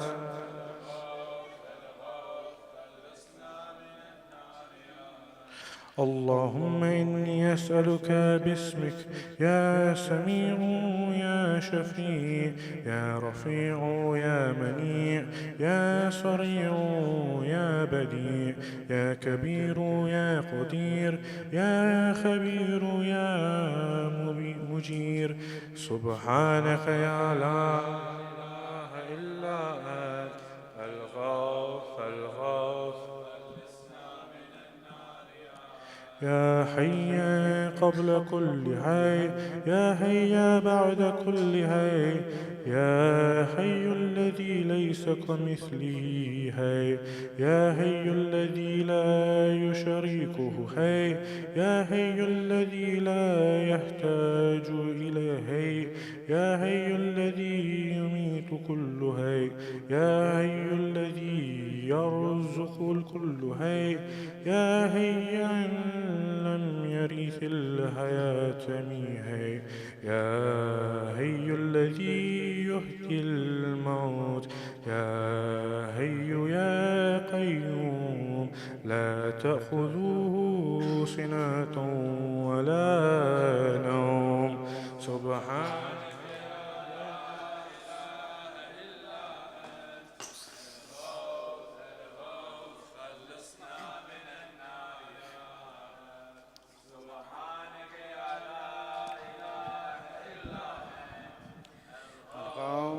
الغوث خلصنا من النار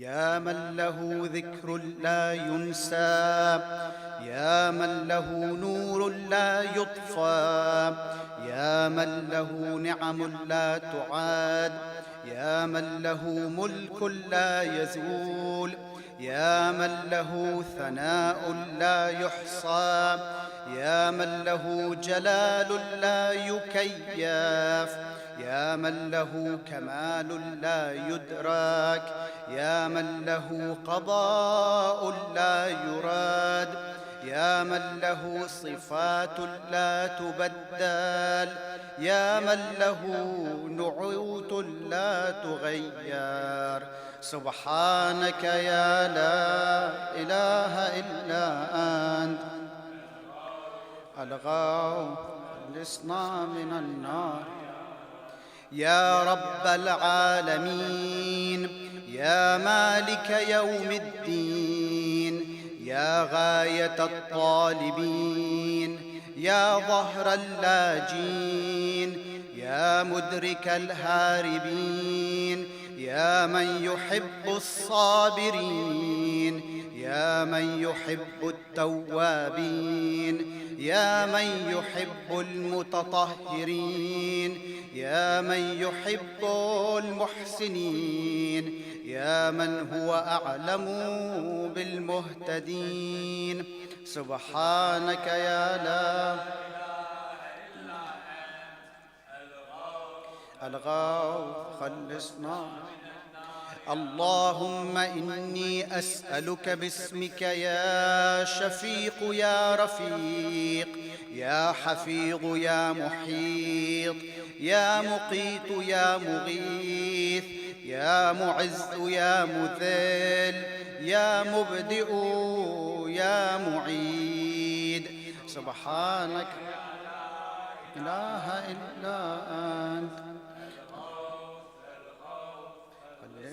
من النار يا رب يا من هو أحد بلا ضد يا من هو فرد بلا ند يا من هو صمد بلا عيب يا من هو وتر بلا كيف يا من هو قاض بلا حيف يا من هو رب بلا وزير يا من هو عزيز بلا ذل يا من هو غني بلا فقر يا من هو ملك بلا عزل يا من هو موصوف بلا شبيه سبحانك يا لا إله إلا أنت الغاو خلصنا من النار يا من ذكره شرف للذاكرين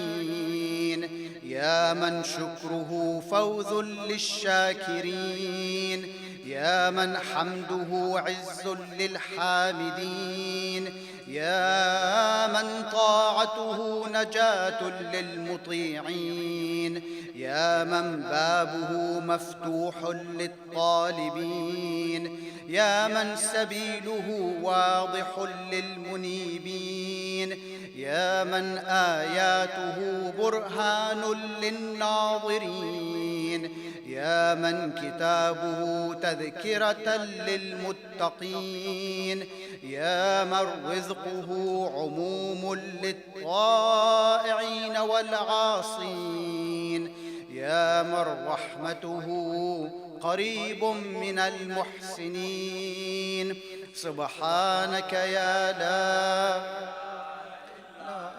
أنت الغوث خلصنا من النار يا رب يا من تبارك اسمه يا من تعالى جده يا من لا إله غيره يا من جل ثناؤه يا من تقدست أسماؤه يا من يدوم بقاؤه يا من العظمة بهاؤه يا من الكبرياء رداؤه يا من لا تحصى آلاؤه يا من لا تعد نعماؤه سبحانك يا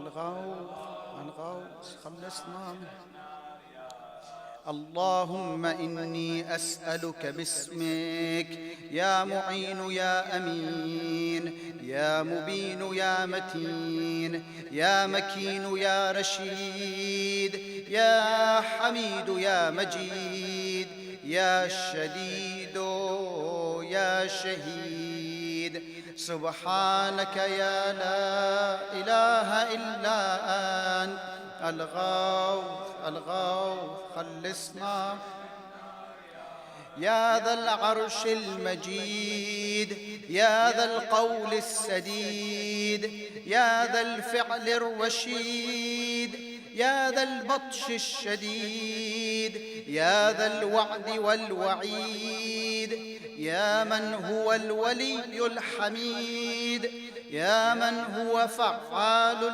لما يريد يا من هو قريب غير بعيد يا من هو على كل شيء شهيد يا من هو ليس بظلام للعبيد سبحانك لا إله إلا أنت الغوث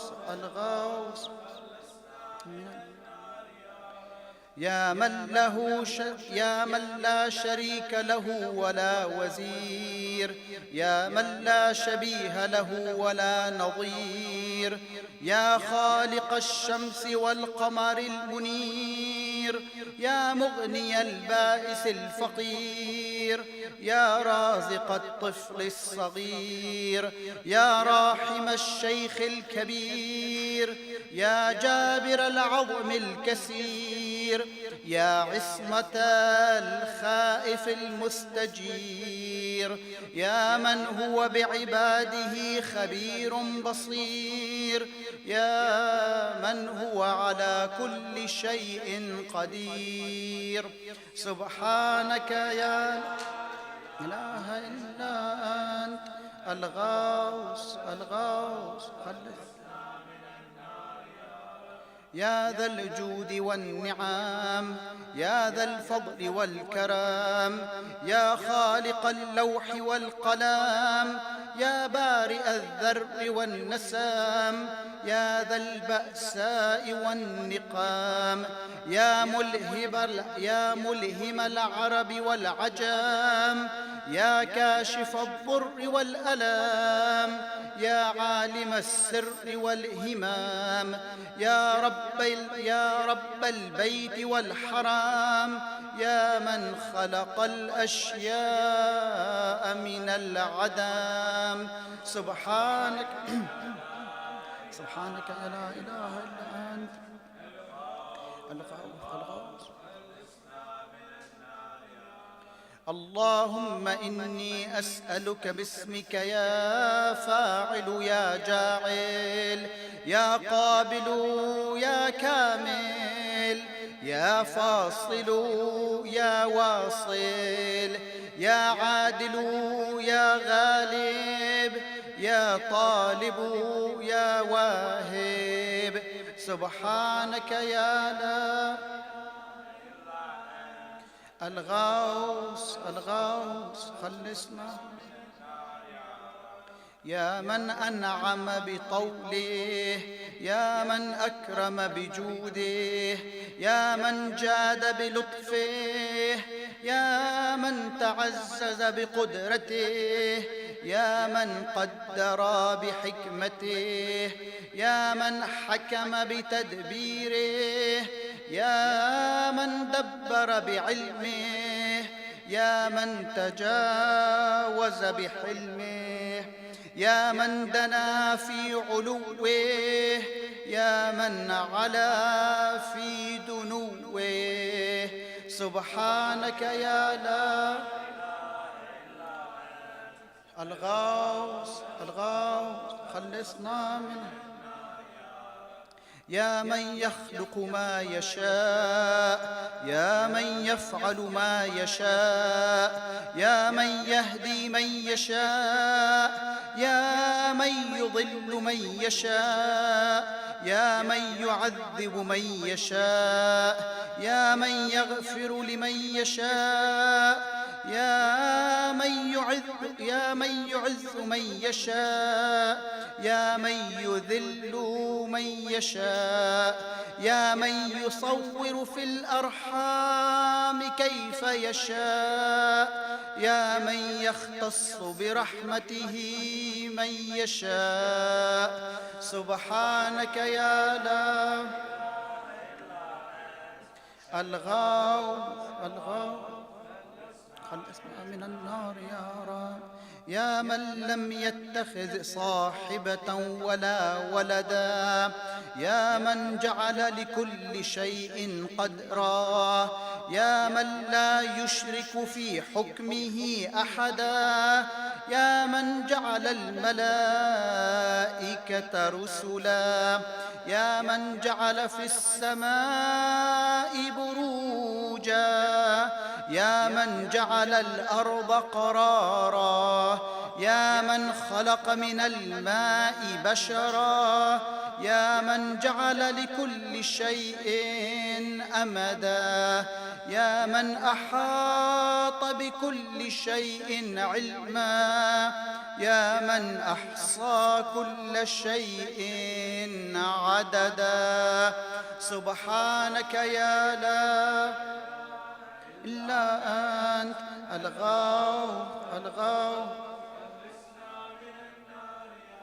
اللهم إني أسألك باسمك يا أول يا آخر يا ظاهر يا باطن يا برء يا حق يا فرد يا وتر يا صمد يا سرمد سبحانك يا لا الغاو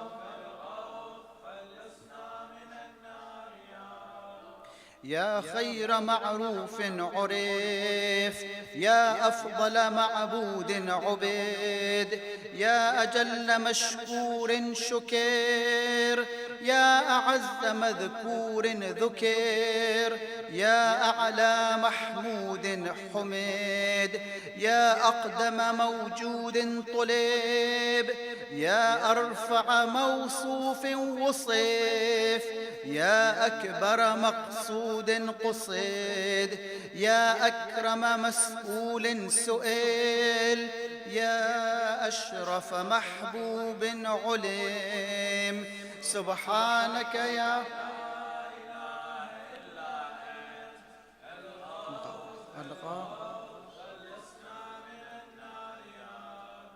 يا حبيب الباكين يا سيد المتوكلين يا هادي المضلين يا ولي المؤمنين يا أنيس الذاكرين يا مفزع الملهوفين يا منجي الصادقين يا أقدر القادرين يا أعلم العالمين يا إله الخلق أجمعين سبحانك يا لا الغوث الغوث خلصنا من النار يا رب يا من علا فقهار يا من ملك فقدار يا من بطن فخبار يا من عبد فشكر يا من عصي فغفر يا من لا تحويه الفكر يا من لا يدركه بصار يا من لا يخفى عليه أثر يا رازق البشر يا مقدر كل قدر سبحانك يا لا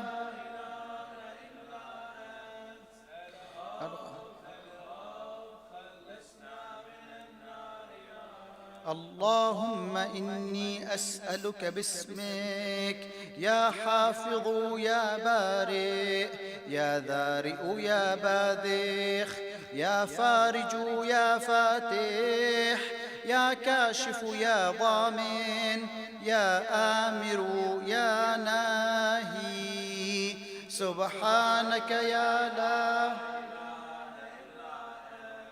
الغوث الغوث خلصنا من النار يا رب يا من لا يعلم الغيب إلا هو يا من لا يصرف السوء إلا هو يا من لا يخلق الخلق إلا هو يا من لا يغفر الذنب إلا هو يا من لا يتم النعمة إلا هو يا من لا يقلب القلوب إلا هو يا من لا يدبر الأمر إلا هو يا من لا ينزل الغيث إلا هو يا من لا يبسط الرزق إلا هو يا من لا يحيي الموتى إلا هو سبحانك يا لا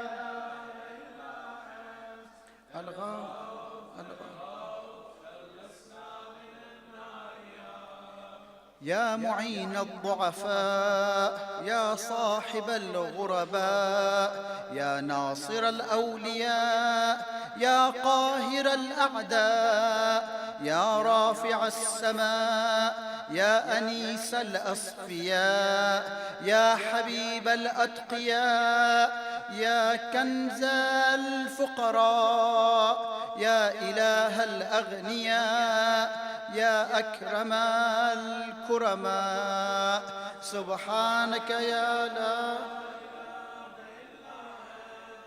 الغاص خلصنا من النار يا كافيا من كل شيء يا قائما على كل شيء يا من لا يشبهه شيء يا من لا يزيد في ملكه شيء يا من لا يخفى عليه شيء يا من لا ينقص من خزائنه شيء يا من ليس كمثله شيء يا من لا يعزب عن علمه شيء يا من هو خبير بكل شيء يا من وسعت رحمته كل شيء سبحانك يا لا الغاء خلصنا اللهم إني أسألك باسمك يا مكرم يا مطعم يا منعم يا معطي يا مغني يا مقني يا مفني يا محيي يا مرضي يا منجي سبحانك يا لا الغوث الغوث خلصنا من النار يا أول كل شيء وآخره يا إله كل شيء ومليكه يا رب كل شيء وصانعه يا بارئ كل شيء وخالقه يا قابض كل شيء وباسطه يا مبدئ كل شيء ومعيده يا منشئ كل شيء ومقدره يا مكون كل شيء ومحوله يا محيي كل شيء ومميته يا خالق كل شيء ووارثه سبحانك يا لا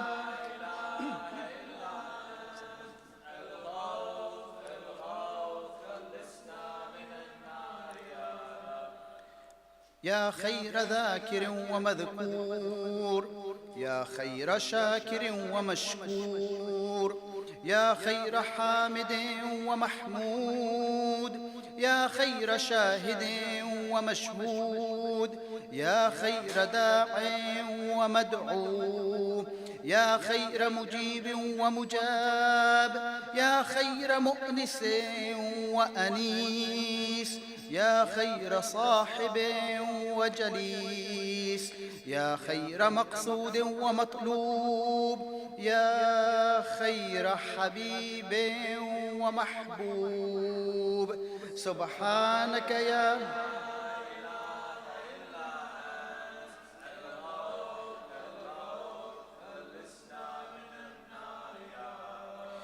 يا من هو لمن دعاه مجيب يا من هو لمن أطاعه حبيب يا من هو إلى من أحبه قريب يا من هو بمن استحفظه رقيب يا من هو بمن رجاه كريم يا من هو بمن عصاه حليم يا من هو في عظمته رحيم يا من هو في حكمته عظيم يا من هو في إحسانه قديم يا من هو بمن أراده عليم سبحانك يا لا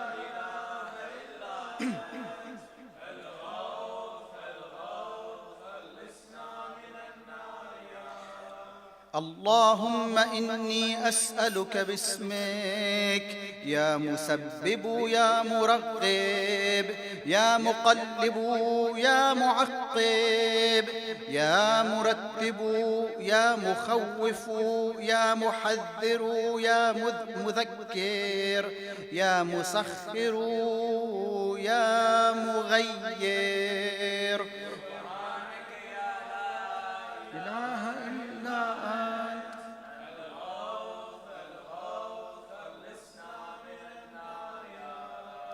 يا من علمه سابق يا من وعده صادق يا من لطفه ظاهر يا من أمره غالب يا من كتابه محكم يا من قضاؤه كائن يا من قرآنه مجيد يا من ملكه قديم يا من فضله عميم يا من عرشه عظيم. سبحانك يا لا إلا أنت الغوث يا من لا يشغله سمع عن سمع يا من لا يمنعه فعل عن فعل يا من لا يلهيه قول عن قول يا من لا يغلطه سؤال عن سؤال يا من لا يحجبه شيء عن شيء يا من لا يبرمه إلحاح الملحين يا من هو غاية مراد المريدين يا من هو منتهى همم العارفين يا من هو منتهى طلب الطالبين يا من لا يخفى عليه ذرة في العالمين. سبحانك يا لا يا الله يا الله من النار يا رب يا حليما لا يعجل يا جوادا لا يبخل يا صادقا لا يخلف يا وهابا لا يمل يا قاهرا لا يغلب يا عظيما لا يوصف يا عدلا لا يحيف يا غنيا لا يفتقر يا كبيرا لا يصغر يا حافظا لا يغفل. سبحانك يا لا إله إلا أنت الغوث خلصنا من النار يا رب. صلوا على محمد وآل محمد. اللهم صل على محمد وآل محمد.